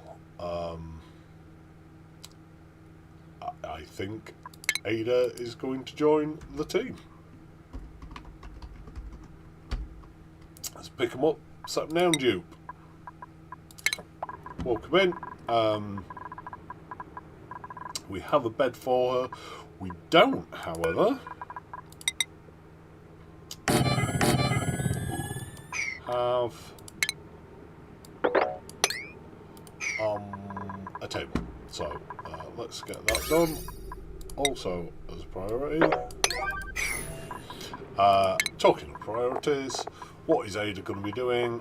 We have another janitor already, I believe, Travaldo, who is doing supplying, storing and tidying. So first thing, I'm going to ask Ada to concentrate on life support and toggling and tidying, I think. She'll then have storing and supplying as her next one, next possibilities, and then everything else after that. Schedule, she is going to be on the new Schedule 6.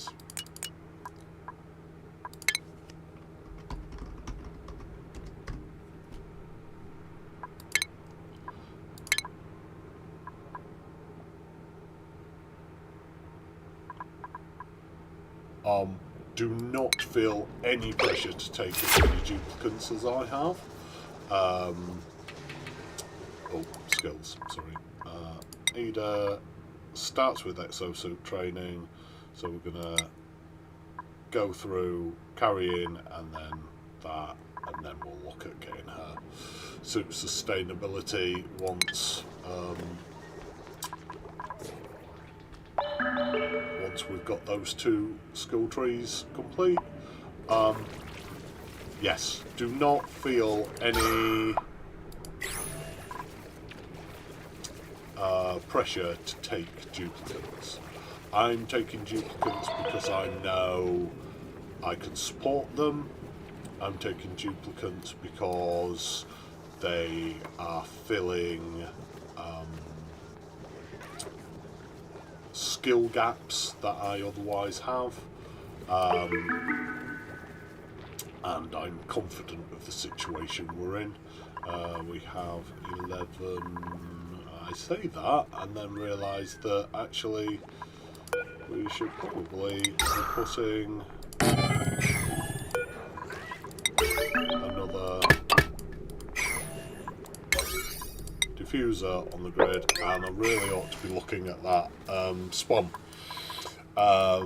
which we will be looking at building today, but right now I want to be on with other things.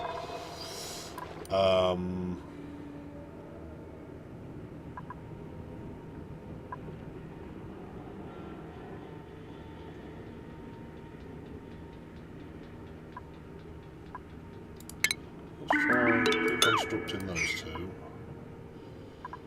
I think that's the only thing that's stopping that.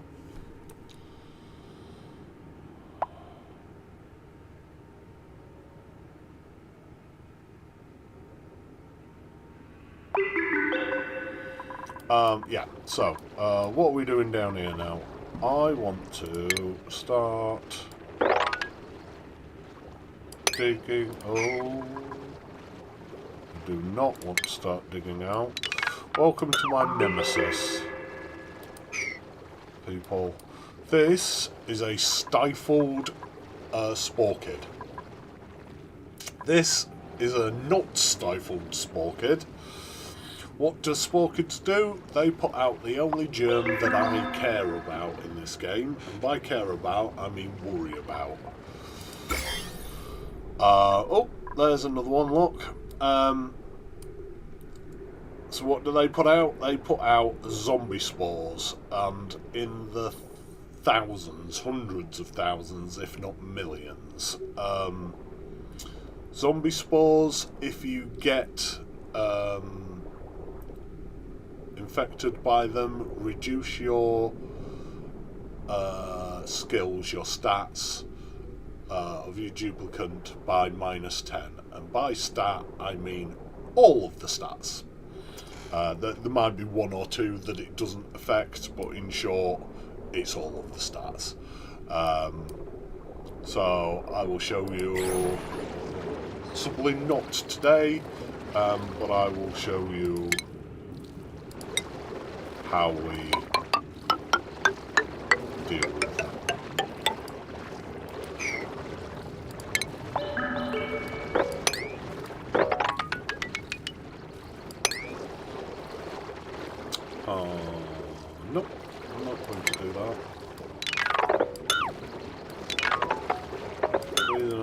do that is really what we want to be doing is this. Ooh, without the extra bits.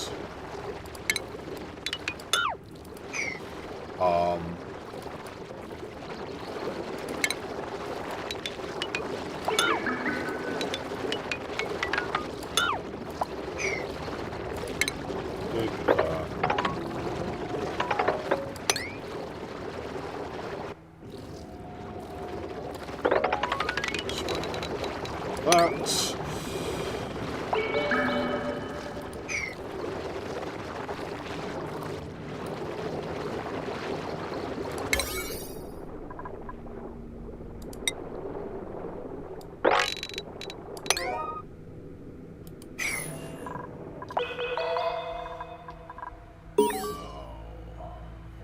Colony achievement earned.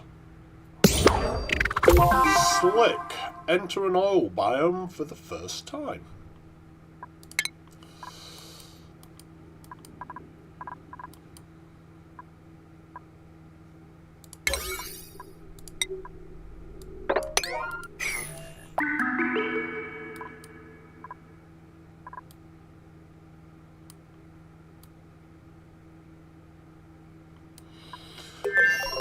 Right, now I just want to work out where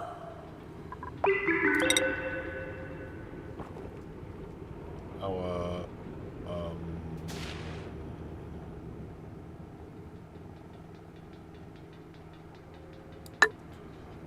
level should be.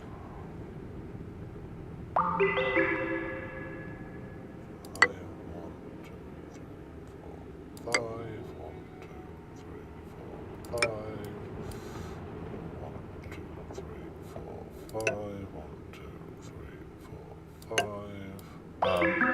Don't feel you need to be as OCD as me about where you put your floors, but I do much prefer everything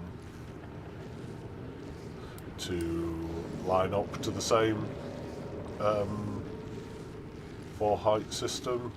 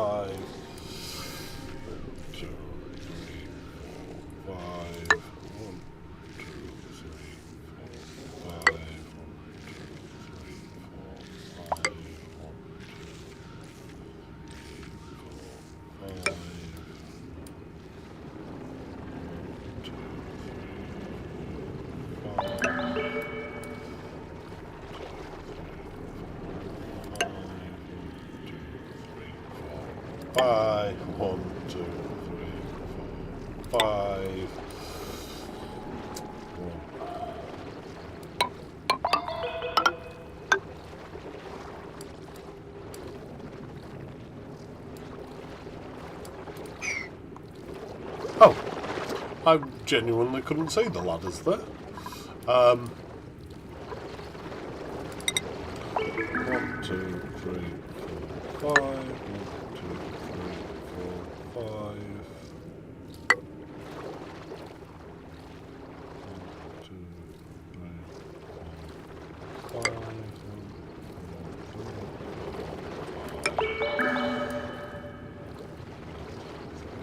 Right.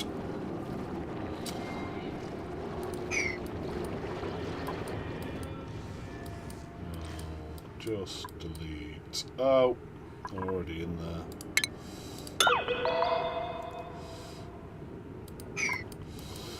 Right. Set them to 6.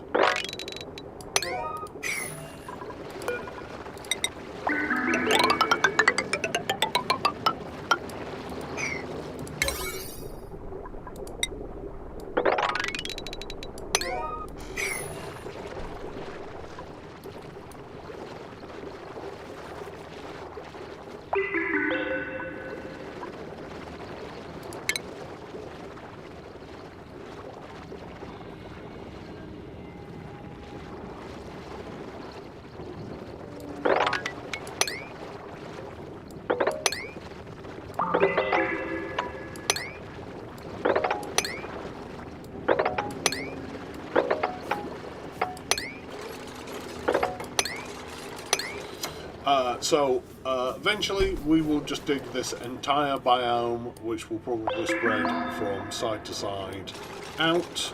For now, I just want to create a pit of what oil there is.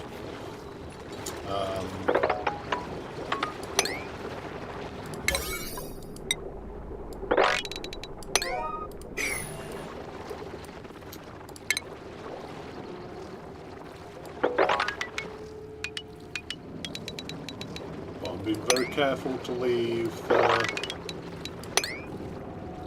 abyssalite in place, because below this, if you can see, is the magma biome.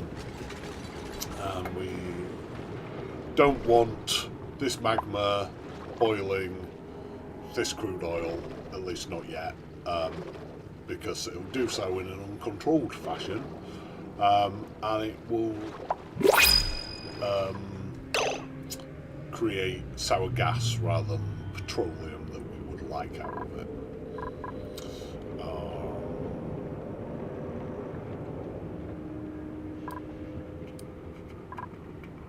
Just trying to think. Oh, yes, I do want to show you something else in a moment, but let's deal with this pod first. Narcoleptic, small bladder, not concerned about either of those. Yokel, unless it was a researcher, not concerned about either of those. Gastrophobic, unless it was a cook, not concerned about either of those. So let's have a look what we've got. We haven't got any ranchers, which is a shame.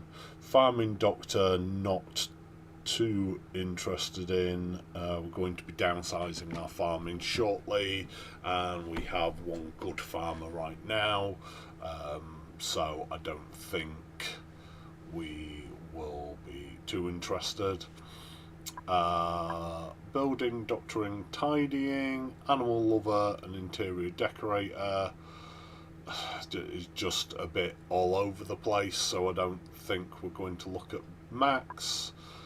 Barney, however,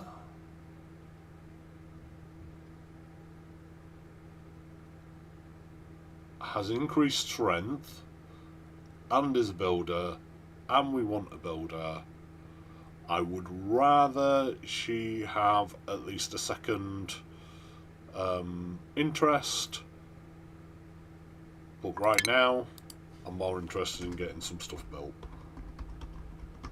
Welcome to the team, Barney.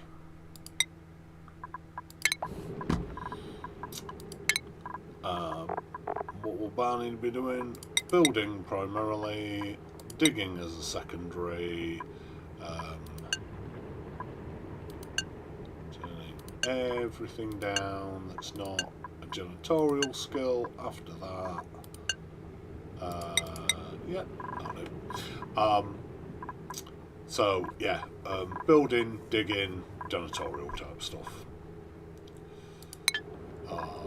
Schedule. She will be joining Ada. Skills. Barney will be going straight into the exosuit line. Lyra is our farmer. Actually, no, we have two farmers because Nicola is too.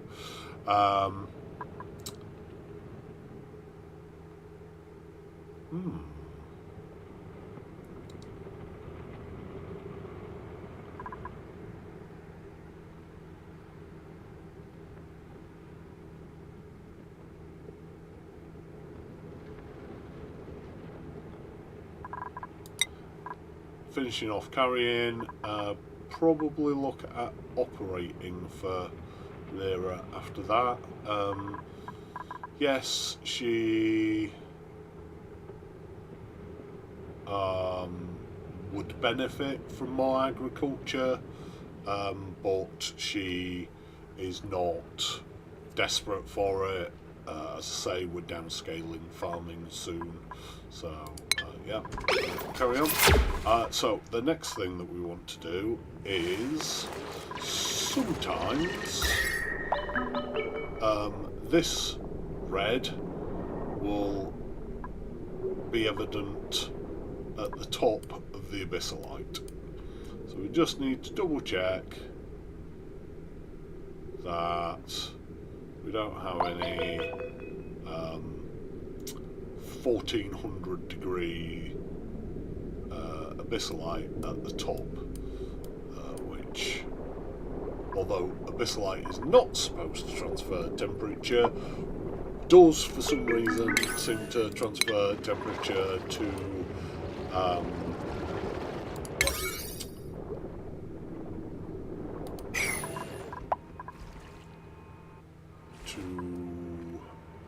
gases and liquids. So, yeah.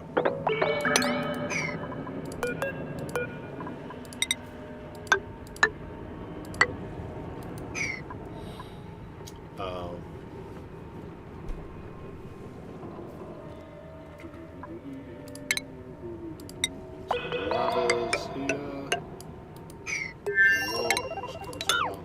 One of the diggers do that. They will have to do it anyway. And then I'm going to prioritise it at 7 because I want that done before the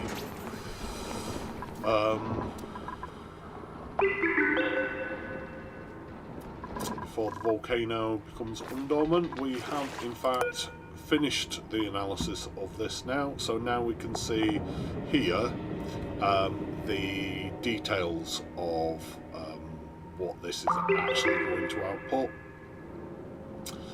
which is to say that it outputs 9.6 kilos at 2,500 degrees Celsius every second. It does that for 46 seconds out of every 834.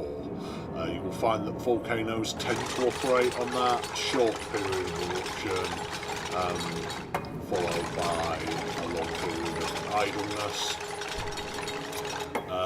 The active period means that it will erupt for 75.6 cycles and then go dormant for just over 70 cycles. 60 cycles, my apologies, before starting to erupt on this cycle again. Next activity is 48 cycles away, so we do have a bit of time to deal with this, so I shouldn't worry too much, but at the same time I don't want to forget about it and then have it go off and make things more difficult for us.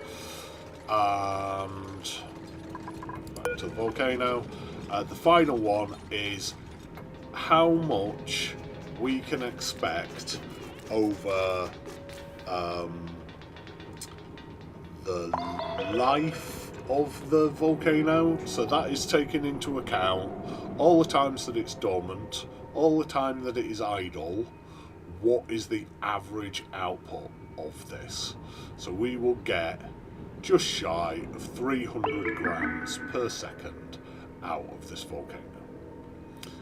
Not a brilliant amount. That is 1.8 kilos per cycle on average. Obviously some cycles we will get more, some cycles we'll get none. Like this cycle, it's dormant, so we're getting 0.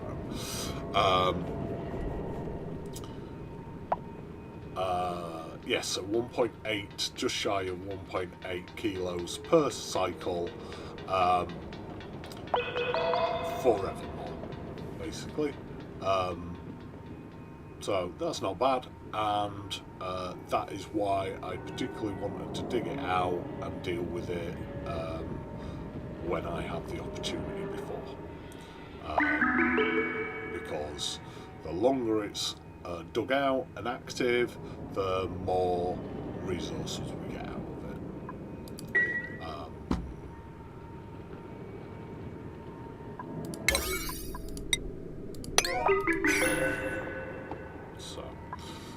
next thing that I want to do with this is I want to put a gas pump in about the middle, a gas pipe just to outside, and a vent.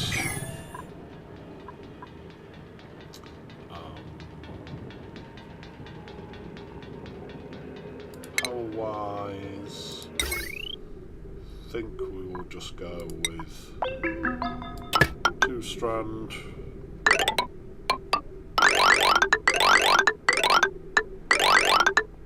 We'll hook this into our Atmo system. Once we have sealed this with a liquid lock, we will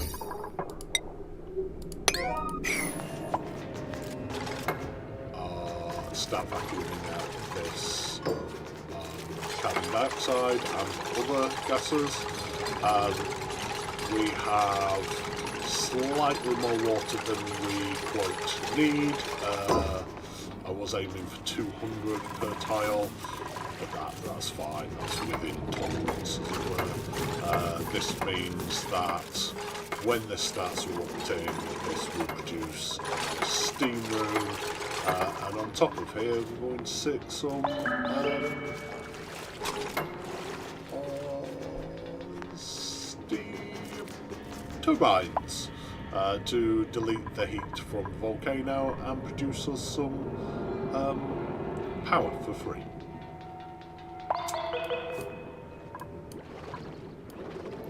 Brilliant. So, what I want to do is I want to start. So we've got lots of igneous rock down here. We're going to start tiling out in igneous rock. Basically, I want to create this level up to the same height as that, so that any oil will flow down into here. We are going to build out of gold amalgam because it gives us an extra 50 degrees Celsius overheat temperature. We're going to build that there. And then, you know what?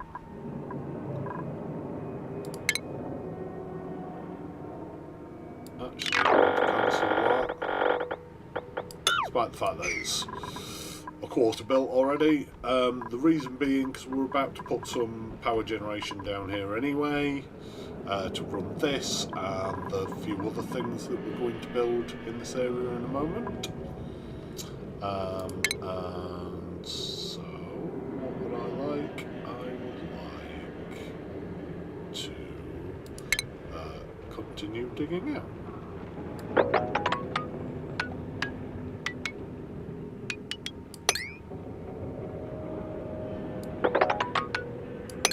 Being careful to avoid spore kids. That is going to be a pain in the bum to deal with.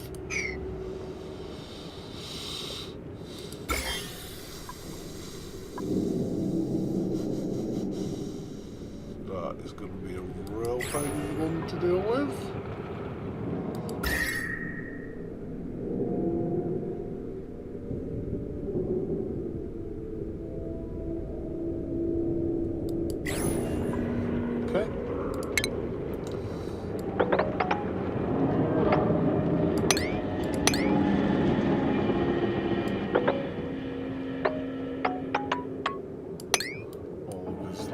Juicy fossil.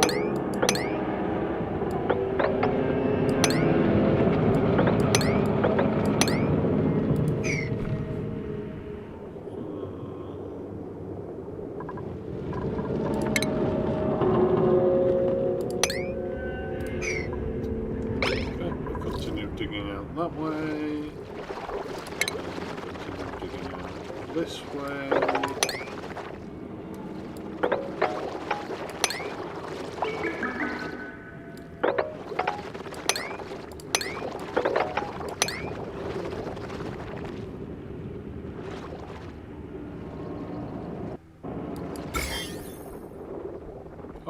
This place is infested with smorgids. This is probably one of the worst maps I've ever seen for...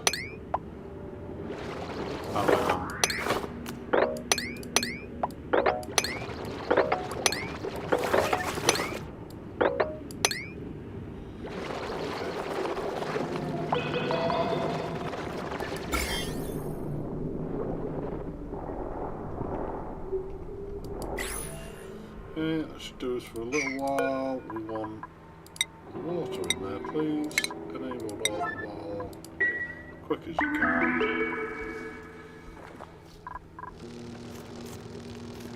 On.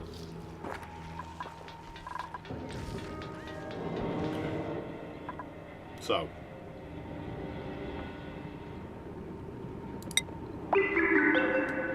Fossil on a track. Got 20 tons of lead. I will show you why this is so awesome in 2 seconds. And we'll get far, far more. It's just the oil biome is riddled with it. Diamond as well. 20 tons of diamond already.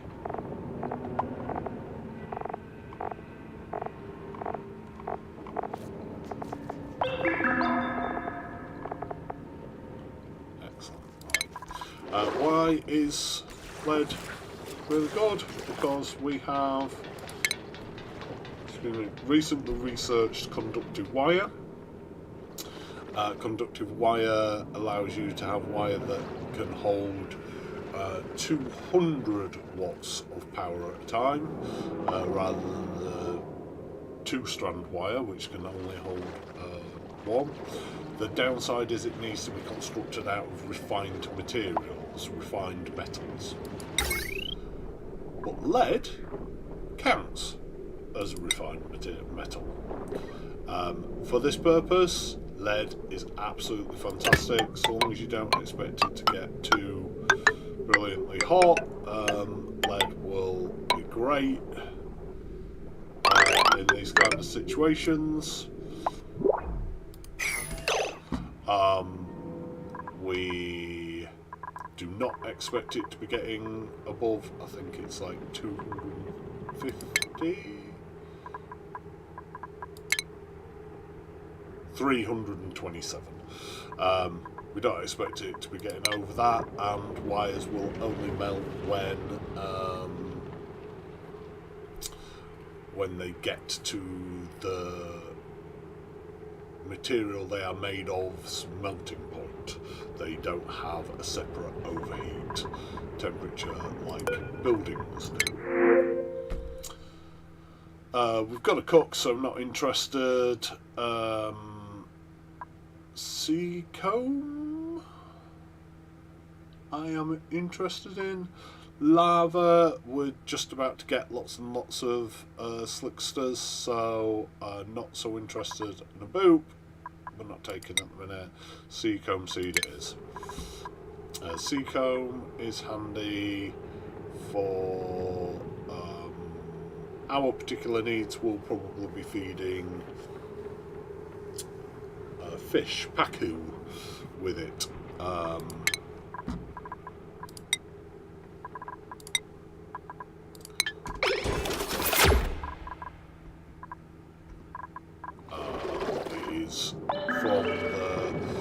From the prehistoric planet pack, which is a bit of a tongue twister. Checking temperatures. Aha, look there. That's what we're looking for. So you can see already that has turned some oil into petroleum. What we'll do, if it is safe to proceed in digging out, is we will dig that out.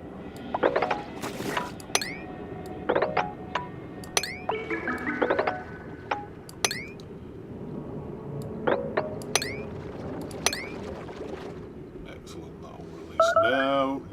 No, don't release that.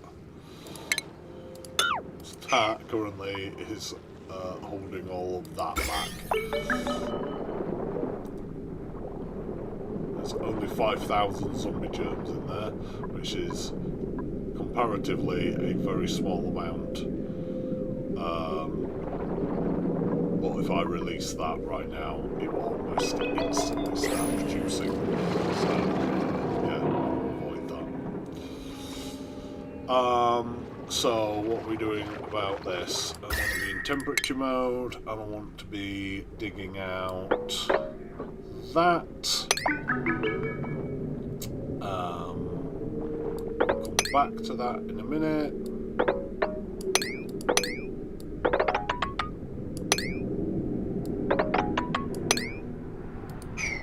Okay. Temperature mode. That said, we will look again at temperature mode. No further issues over here. So what are we doing about this market? We're going to go there. No. We're going to go in.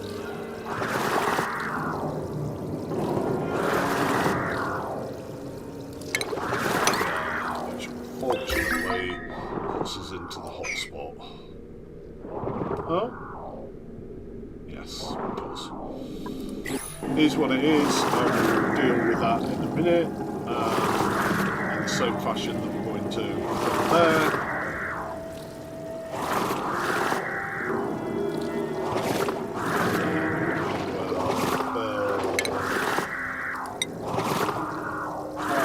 How are we making this run diagonally?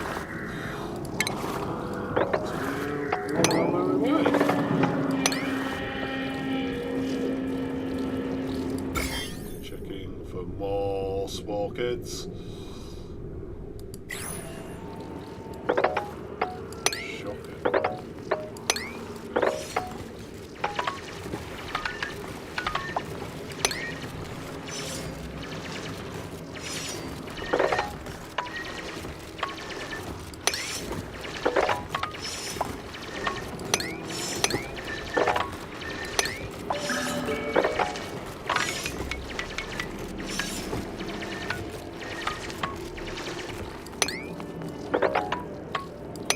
And we find our first story trait that I can think of.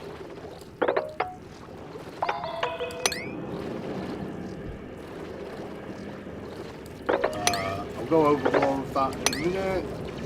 Not in a minute, next time, rather.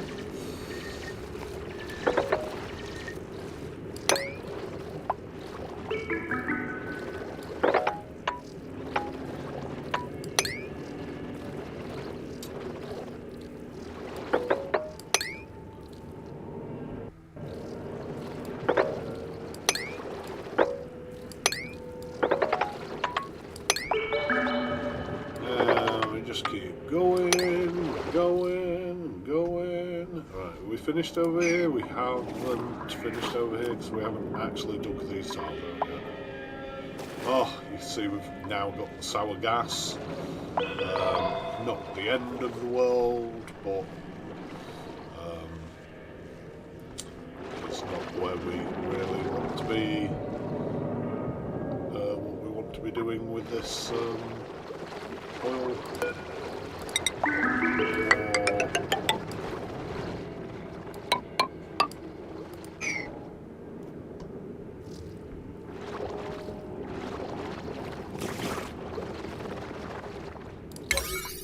So I want these to happen.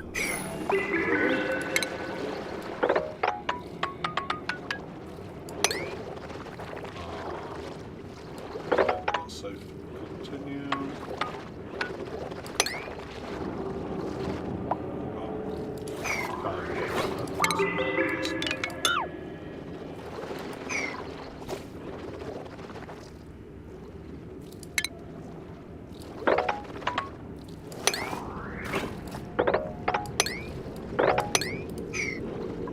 Okay,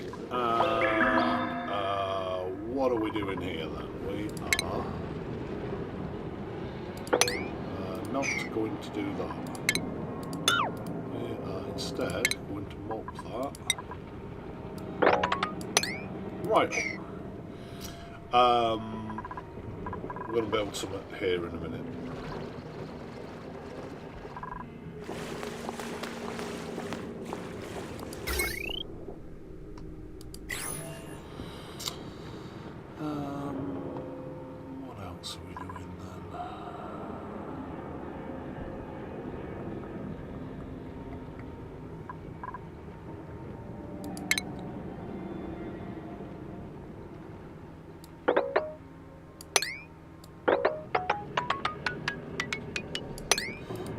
hull shelf.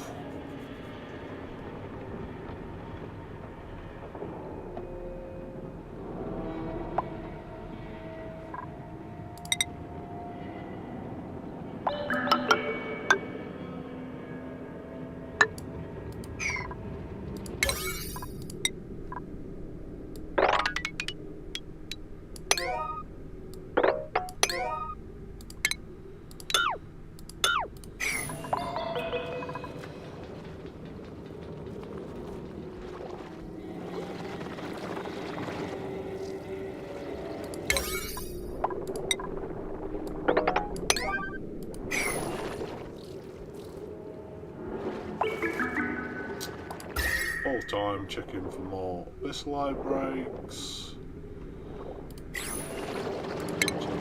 Digging.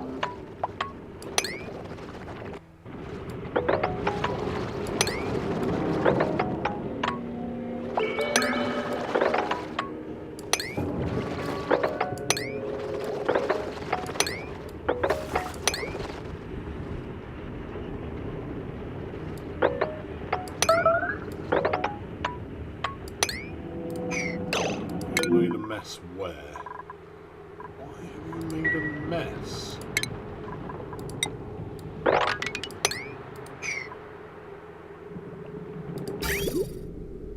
No good need for that. What we might do, however, is add some more downtime. Since they are now in suits and travelling from quite a ways away.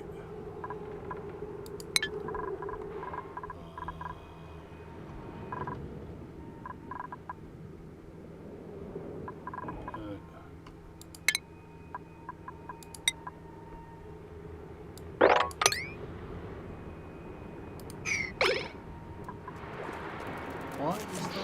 Oh, right. So we have an issue here in that no one can get down because all the Atmo suits are worn. I wasn't able to set up the exosuit forge earlier because we didn't have any worn Atmo suits at the time. So let me set it. All we need to do is click forever, and one thing we need to do for a moment is just turn that off so that all this liquid will start feeding our refibers so we can get some more refiber, get those back in action again. Skills. Higby is our mechatronics engineer with digging.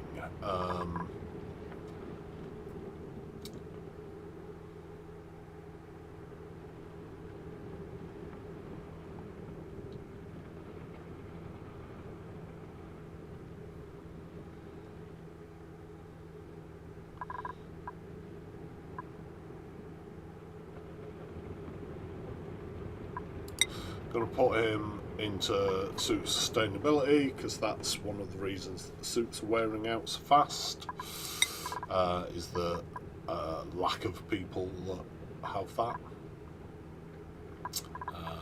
Again, Liam's working into that. Ren is working into that. Ruby, we will give improved carry. Travoldo now has plumbing, which is excellent, and we'll be looking for pyrotechnics next time. Plumbing is a skill we will use later, and I'll show you then what that does. There we go, we're much better with oxygen.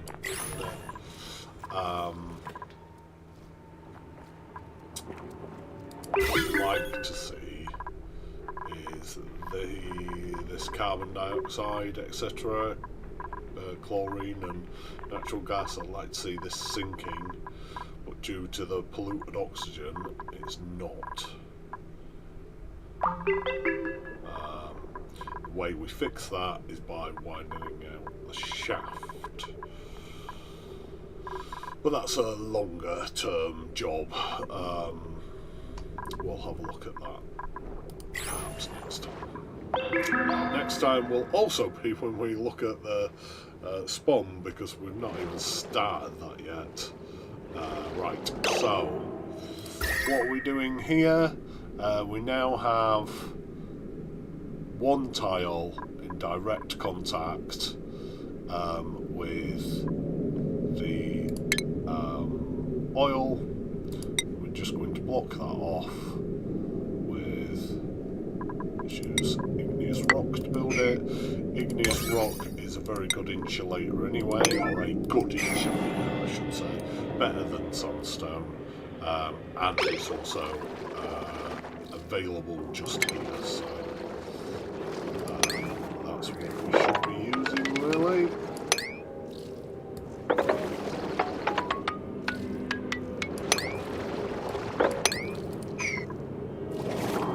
Okay, so extend it out to our left.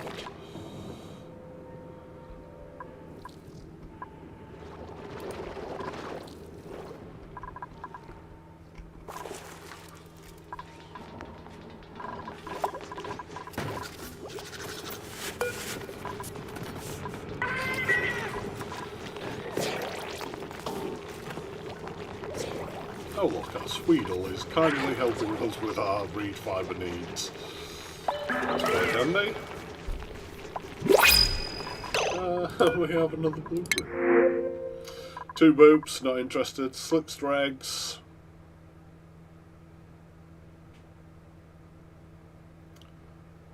Why not? Gives us a few minutes to get them down into the correct biome. These are slicksters, by the way. I've not introduced them yet. These little guys suck in carbon dioxide, and this is one of the main reasons why I've not been dealing with my carbon dioxide before now, because they then wee out crude oil, and they have a different morph, which is molten slickster. They prefer it a little bit hotter. They do exactly the same, but they wee out petroleum instead.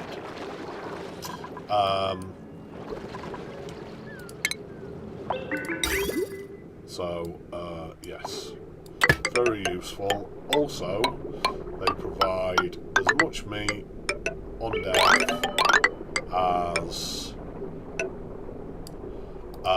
hatches do, so very good in that sense.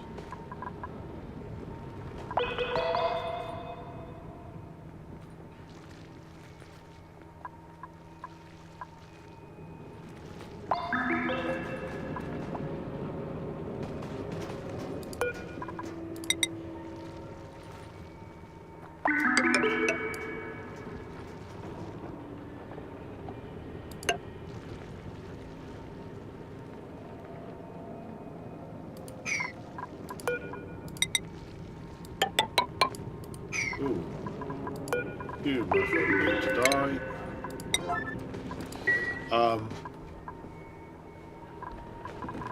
Yeah, and just to repeat myself from last week, all we're doing here is we're just trying to crush the gases into our ranch so that we're using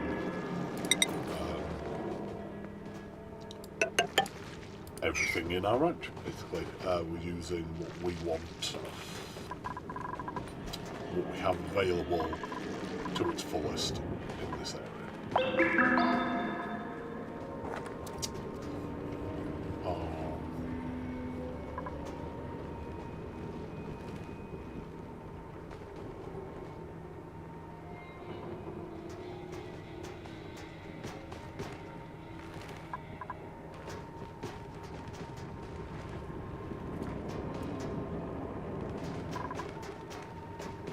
Probably not include the polluted oxygen. And it won't surprise me to find that there's some carbon dioxide in here, but we'll filter those out at a later date.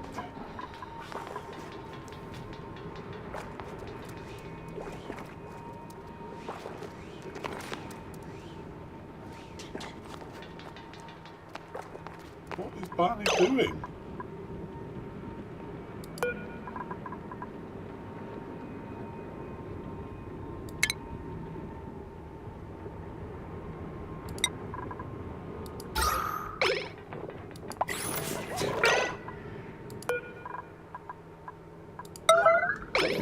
dealt with right now. Why are we not? Oh, because we don't have any. Okay, that would explain some things.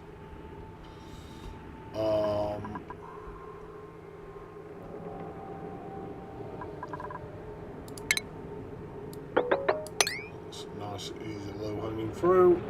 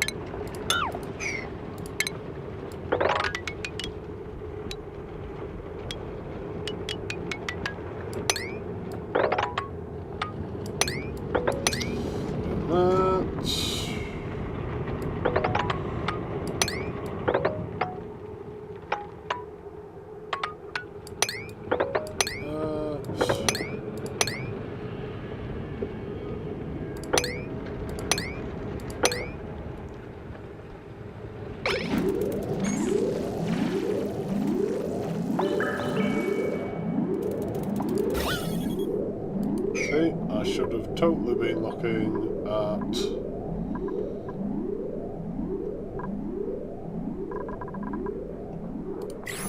nice easy one here.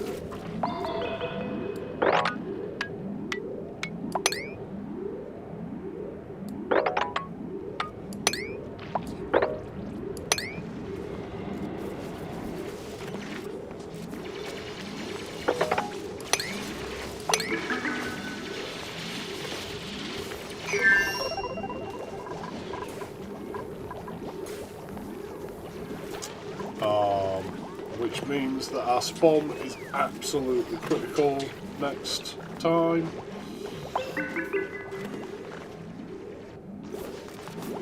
We'll be looking at that absolutely. We can turn that off. That was a me issue, not the duplicant issue.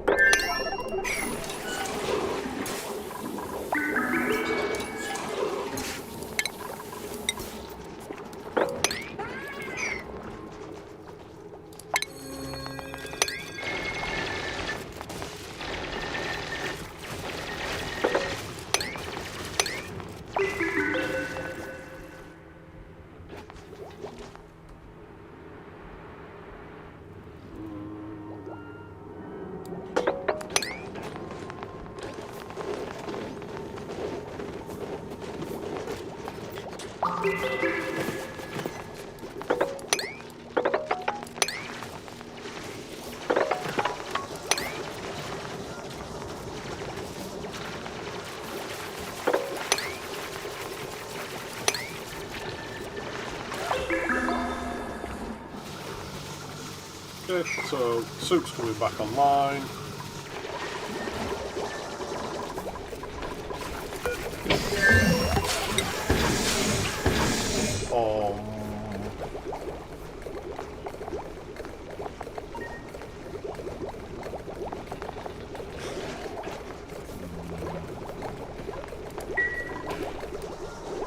Skills. Sustainability, Ada, into carry.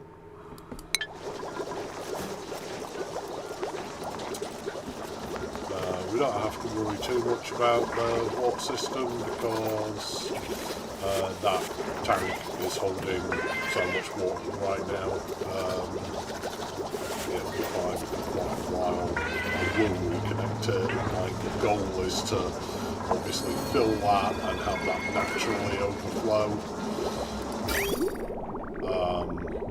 But for now.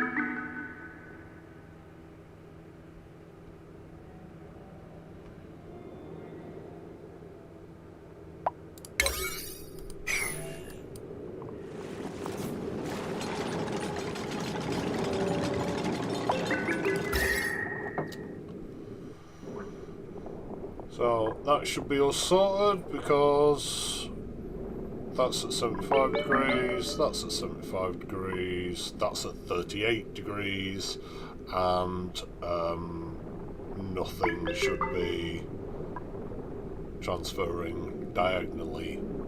So that's that one sorted. Absolutely fine all the way through there. This...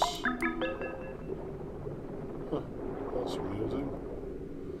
That's got an abyssal-like break the opposite direction.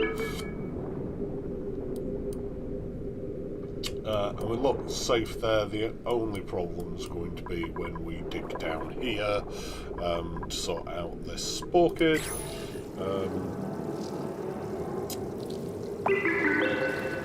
Which we now can't get down to.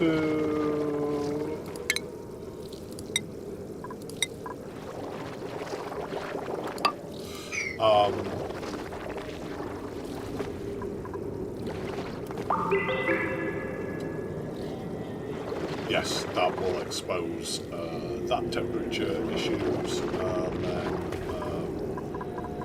we'll have to fix that in a similar fashion.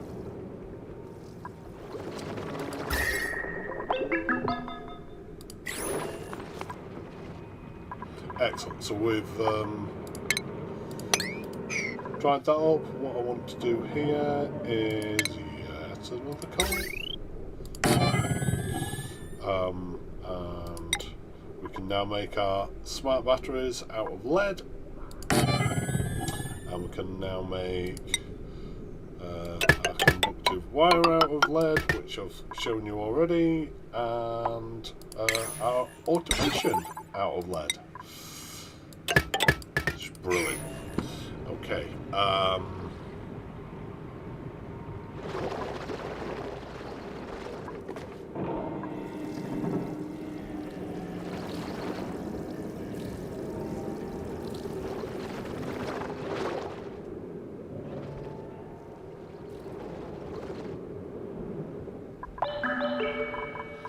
Guessing we're still not 100% on. We appear to be 100% on the suits. Just want to go a little bit further. So, pacifist, not the end of the world, but is on one of those lists of things that I'd rather not have. Anemic is the end of the world as far as I'm concerned. Tripophobic, cannot do digging errands, again very against that. Both of these would have to be brilliant dupes for me to bother taking them. Supplying building, it's a bit all over the place. Building researching with super duper hard digging.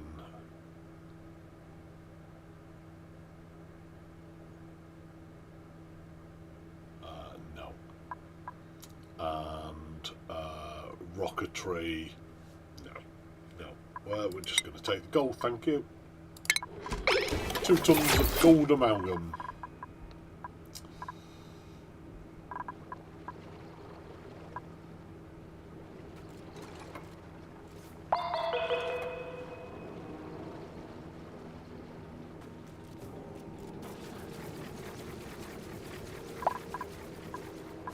to what we plants we have to pull up.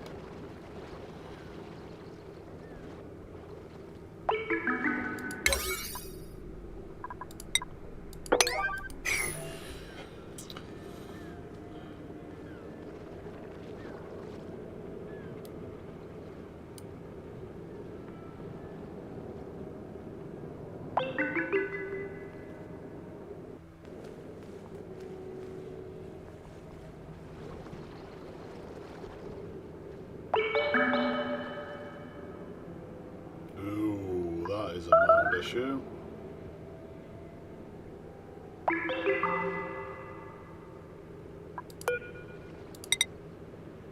We are going to build up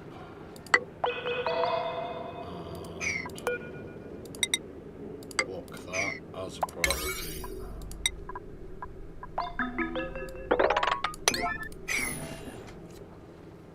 Okay, so instantly you can see we've got some petroleum.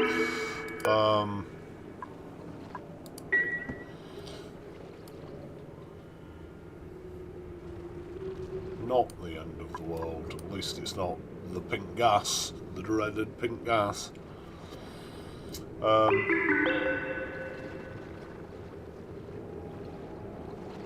I know we're overrunning today. I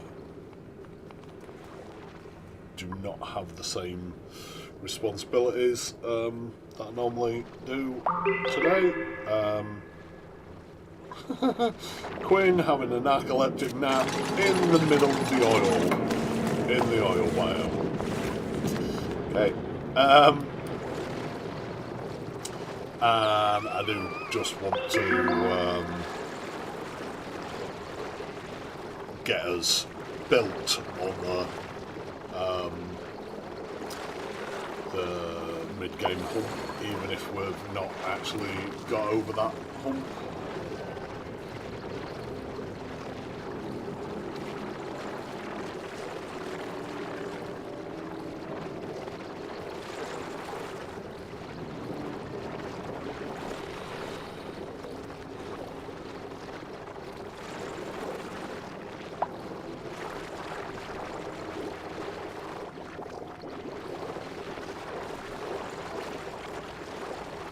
That's a problem. Problem I did not want to have.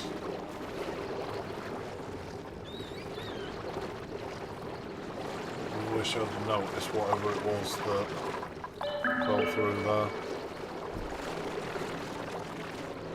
Boom.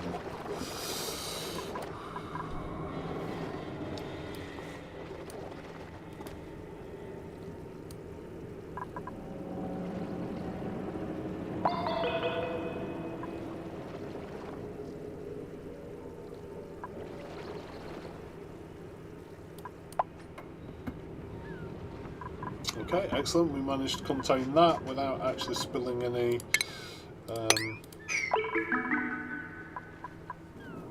salted water, which I'm quite impressed about, which means that we can now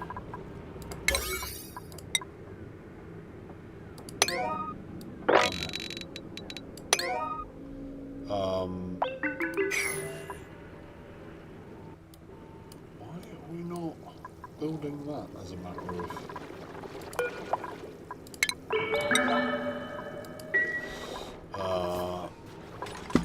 import? Right, so what do we want? We want a refinement.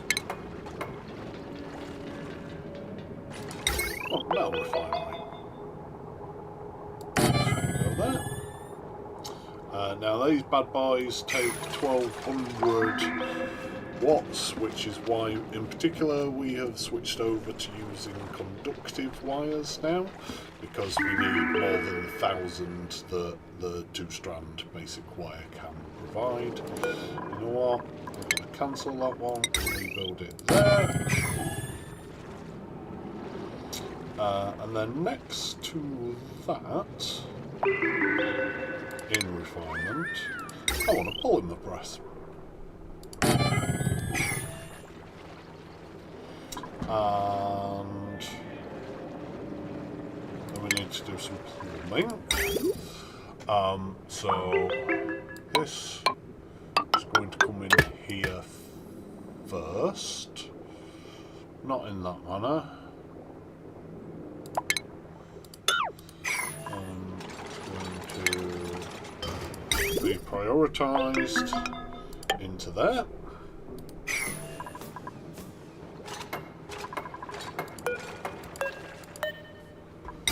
And then that's going to come out of there, and if that cannot fill that anymore, it's going to come over here and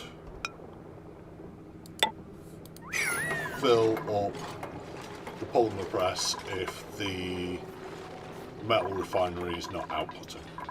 So I'll go through exactly what I've done in just a moment. The other thing that I do need to do is we need to spread the electricity love. Put that on 8. I need to copy the settings from there onto there.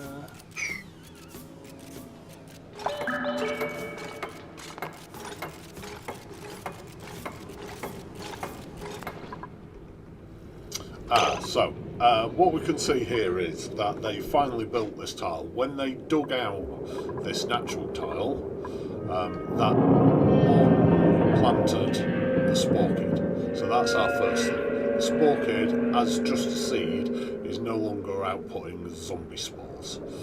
So we've stemmed the flow on the... We'll zoom back out a little bit because that's a bit loud. On the downside, that has 4.5 million zombie germs in there, zombie spores, which we do not want to deal with. That is horrendous. There are uses for those later, but I'm not trying to get that tile of carbon dioxide to that storage rate that requires them later.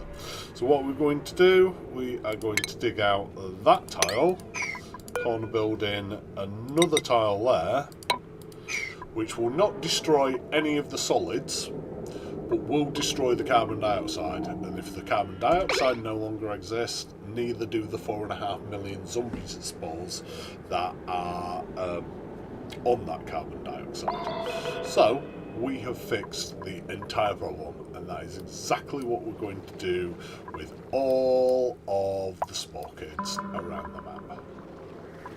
Ooh. I will hang about for this one as well.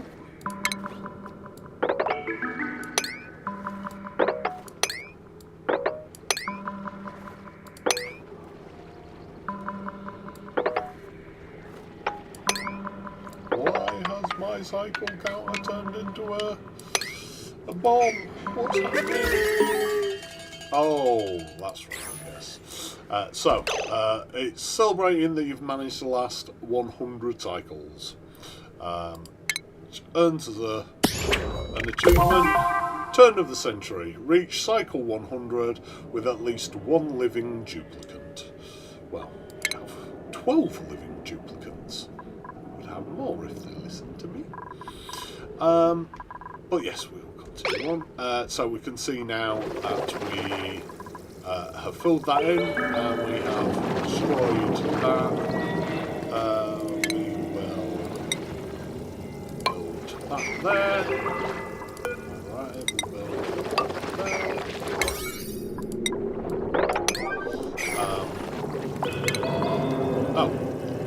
Corner built it from that direction instead. We'll dig both of those out, and you'll be able to see that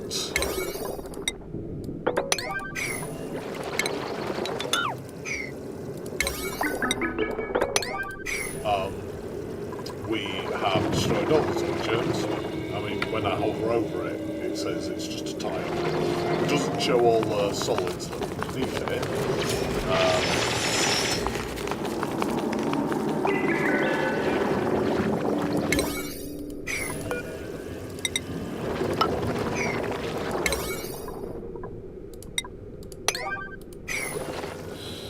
That was a bit silly. I'm making lots of petroleum now. But yes, shows that we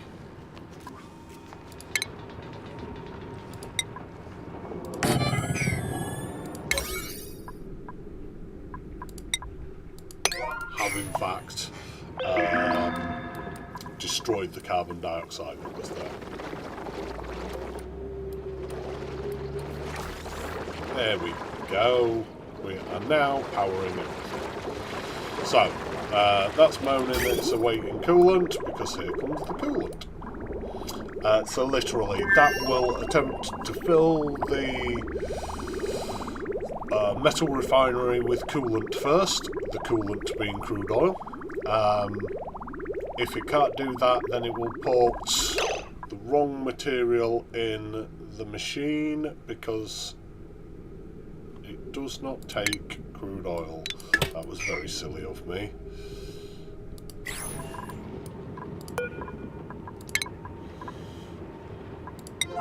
Sorry.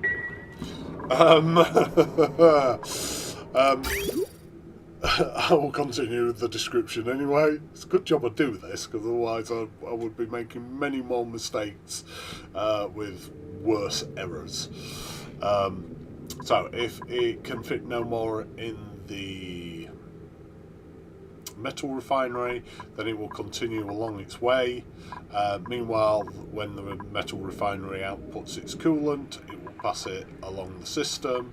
If it is currently outputting something, then that will wait to add more crude oil to the system before it passes along, due to the priorities on the bridges.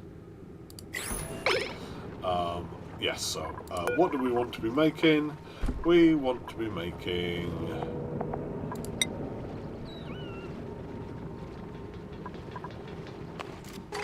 some other things.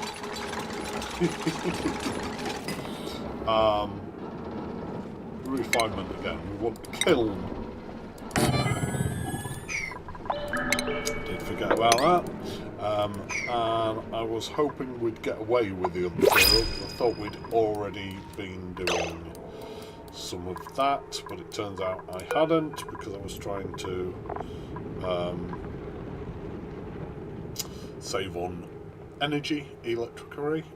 So what we're going to do is we're going to turn fossil into lime, and I just want a few makes of that until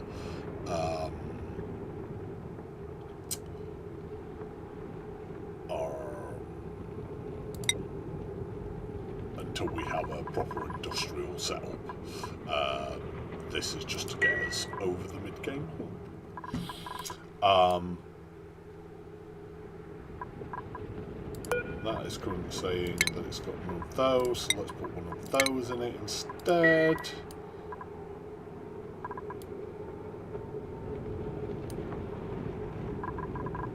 No.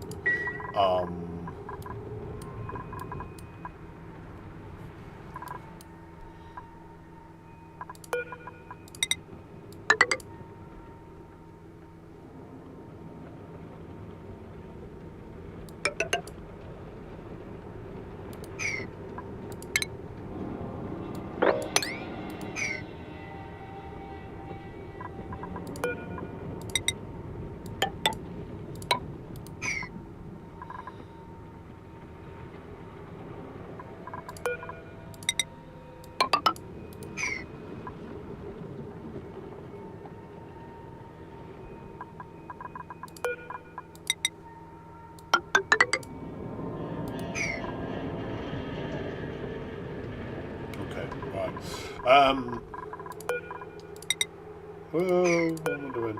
Yeah. So, what have we got? We've got someone unempathetic, unless they're a doctor or not bothered. Yokel, not bothered unless they're a researcher. Small bladder, absolutely not concerned whatsoever.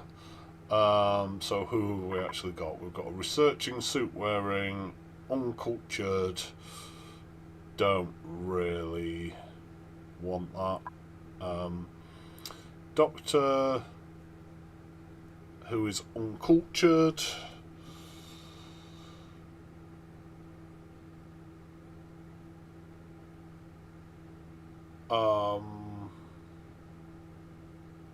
No, don't have need for a doctor right now. I think one of our dupes is a doctor in the background. Cooking, researching, farming, interior decorator, rancher. Can't decide what she's doing, so now we'll just take the Dracula. Thank you very much. Dracula, whom...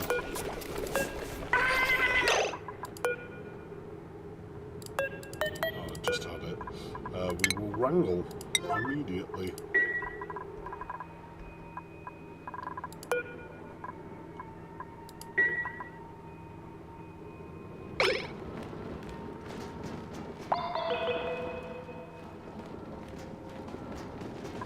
Oh.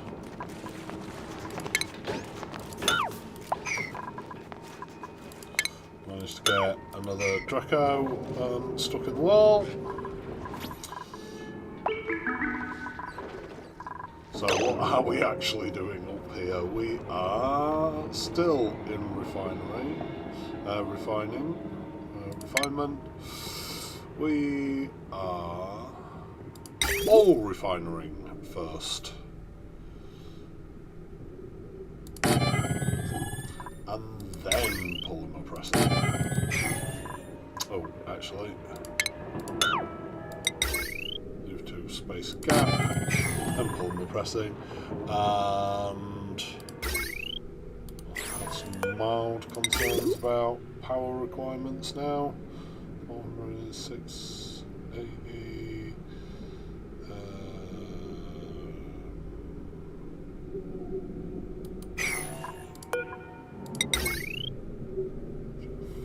If they're all running at the same time, we're going to be in trouble.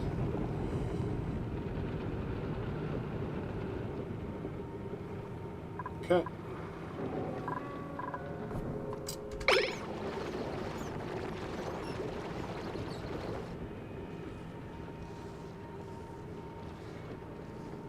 So I am going to continue the original plan of inserting that.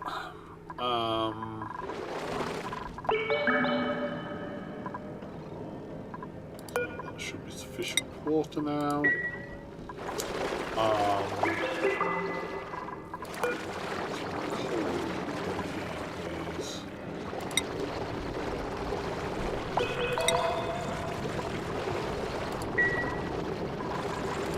What do we want to be making here? We're going to make, I mean, to get over the hump, we need to make 12 iron. But, not iron, steel, sorry. We're going to make 14 iron, which will translate into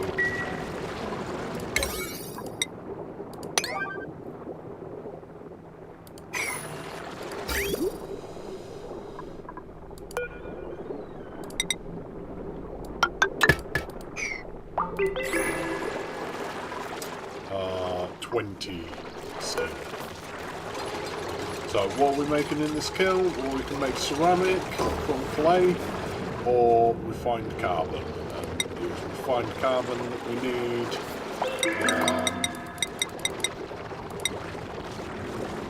I'm going to make that out of coal.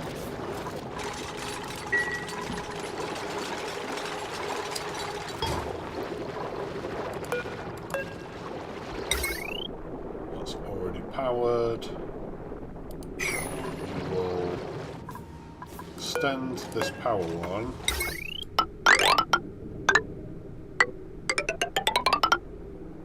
Goodness.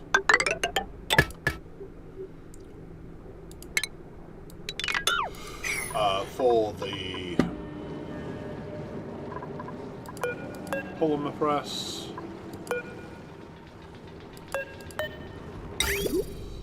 that then comes out of there into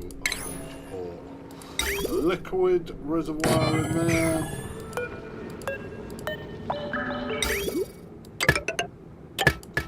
Now the liquid reservoir into the polymer press. What are we doing? Right, we're trying to get steel. We are using the oil, which has a very high temperature, flashing temperature, 400 degrees. So the likelihood of us pumping enough heat in that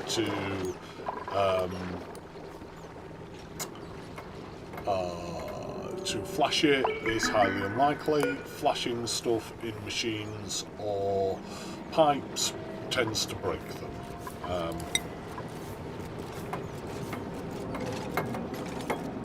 Does it tell us in this?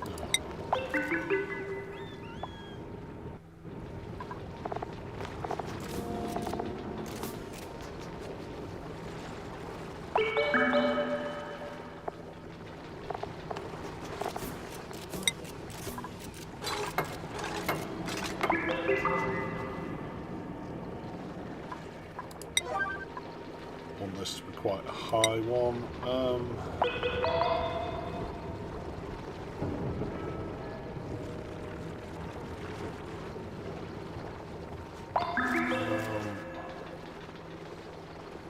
There we go. Right. So, in making this oil, making this iron, this will transfer 79.4 degrees centigrade, degrees Celsius, into the coolant, in this particular case crude oil.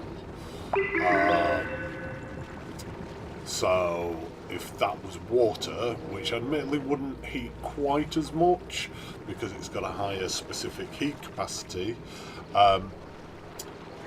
it would be boiling already. And then when we do steel, that's 138.4 degrees it's putting into that crude oil. Again, with water, I think that translates to about 55 degrees that it raises the temperature of that water.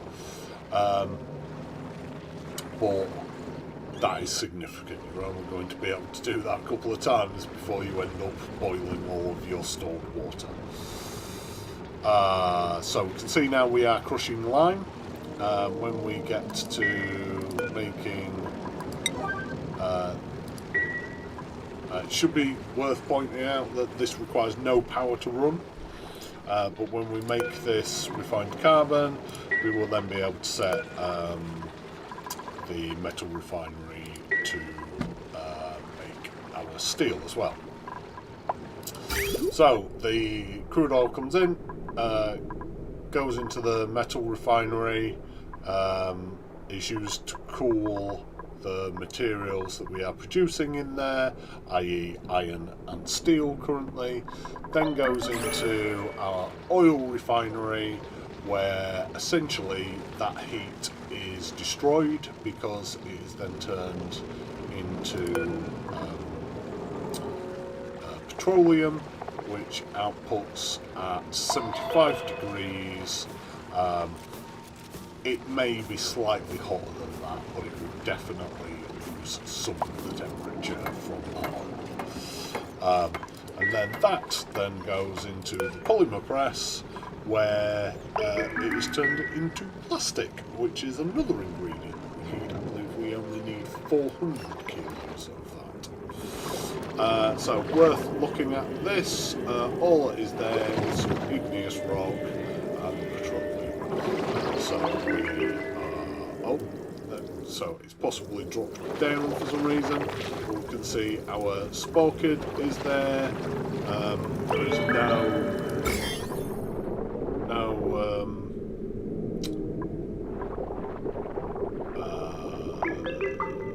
zombie spores in this area. I mean, this is vacuum anyway, but there's none in any of the oil.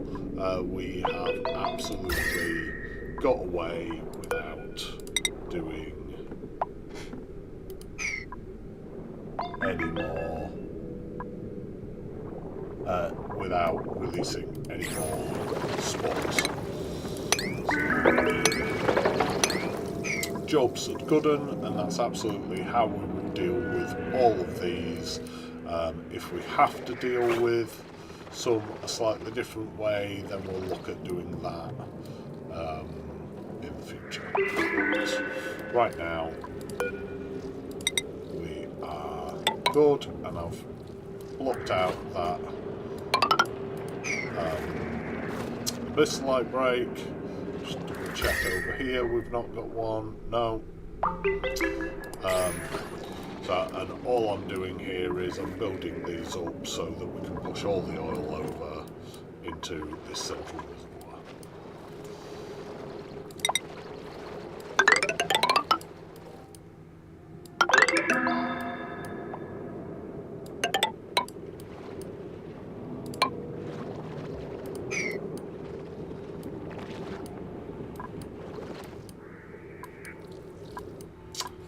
So that is the mid-game hump, basically. I appreciate we've not quite got there because the oil refinery is not putting out and the plastic's not.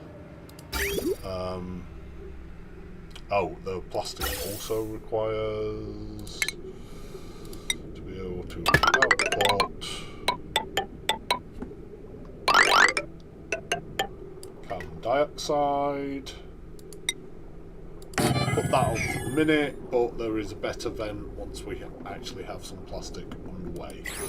But that's the mid-game hump. Basically, once you have some steel and some plastic, the difficulty, the catch-22 is this produces, as I've just shown, an awful lot of heat. And if you don't want to destroy the heat in this area, then you can just dump it straight back down into this oil, dump the coolant straight back down in there. It's not going to be an issue. And this is producing our plastic, which again produces quite a bit of heat. This also produces, unfortunately, outputs some natural gas. This is just a very temporary setup. Really, these should all be in an industrial setup, a long-term industrial setup. But to set up the industrial setup, you need these materials that we are creating, hence catch-22. That is the mid-game hump. We've started over the hump. We will finish over the hump at the start of next episode, which may or may not be on Tuesday. Let's just look at our pod first. Don't want a boop. Building, right, Luddite, Pacifist. No. Small bladder, don't care. Oh, a ranching dupe with some doctoring. Would prefer a skill that complemented the rancher, but we're going to take him anyway.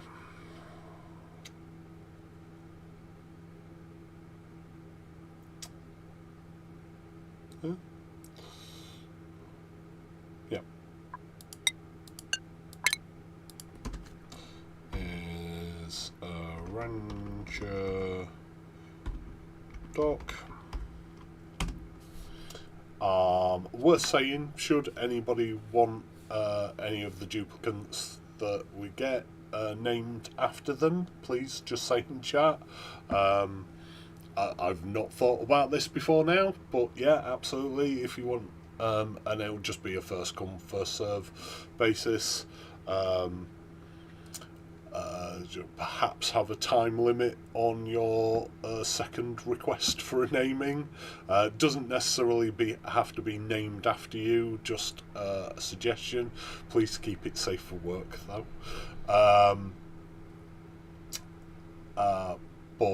Yeah, just shout if you would like a name to be put on a duplicate. Check some skills. Oh my goodness, right. Barney heading into sustainability. Joshua is our new guy. Sustainability. Lyra. We was heading down the operations track with her, particularly rather than farming. Nicola is fully suited. I think he's going to go into more carrying. Quinn, down suits. Okay.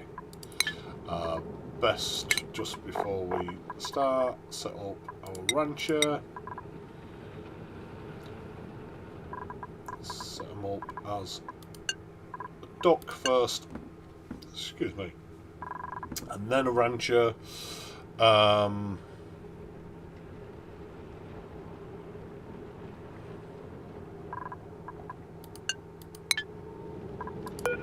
Okay, I wasn't in the middle of doing something there again. Oh.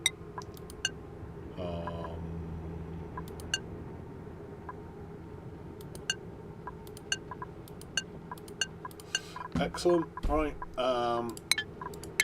I need a new schedule. Should be schedule 7. Shift that by 2 squares. Joshua. And we've done his skills. Excellent. Right. Yes. So back on Monday, possibly with some satisfactory. Back on Tuesday, possibly with some more oxygen not included beginner's guide. I say possibly because I am currently looking at a game that's just come to an early playtest called Agronom. Looks really cool. It is farming automation, but it's only on early playtest until Wednesday next week. So going to look at that this weekend, and if I'm really taken by it, I may even do an extra stream this weekend if I can fit one in. But otherwise, what I might do is replace Monday and Tuesday streams with Agronom. Obviously, if it turns out to be a pile of poop, then we'll just carry on as normal. Satisfactory on Monday and oxygen not included on Tuesday. So we'll see how that goes. Check the schedule, or just turn up and watch whatever I happen to be streaming at the time. What I will do is I will look at a blueprint to celebrate us at least starting on the what's the phrase for it?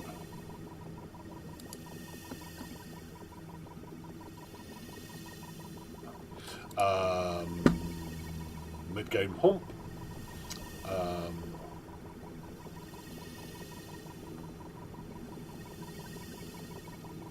I'm going to say building.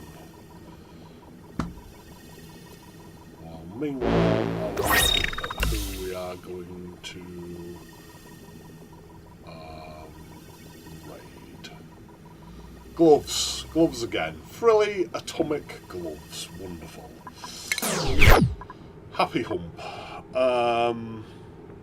So I think we're going to raid a friend of mine, Nico Nerva, who is playing some Don't Starve, another clay game, one that I'm very keen to get into, and as soon as my schedule opens up, we'll be looking at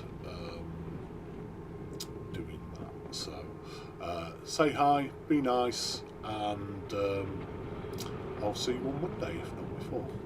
Cheers guys, bye bye.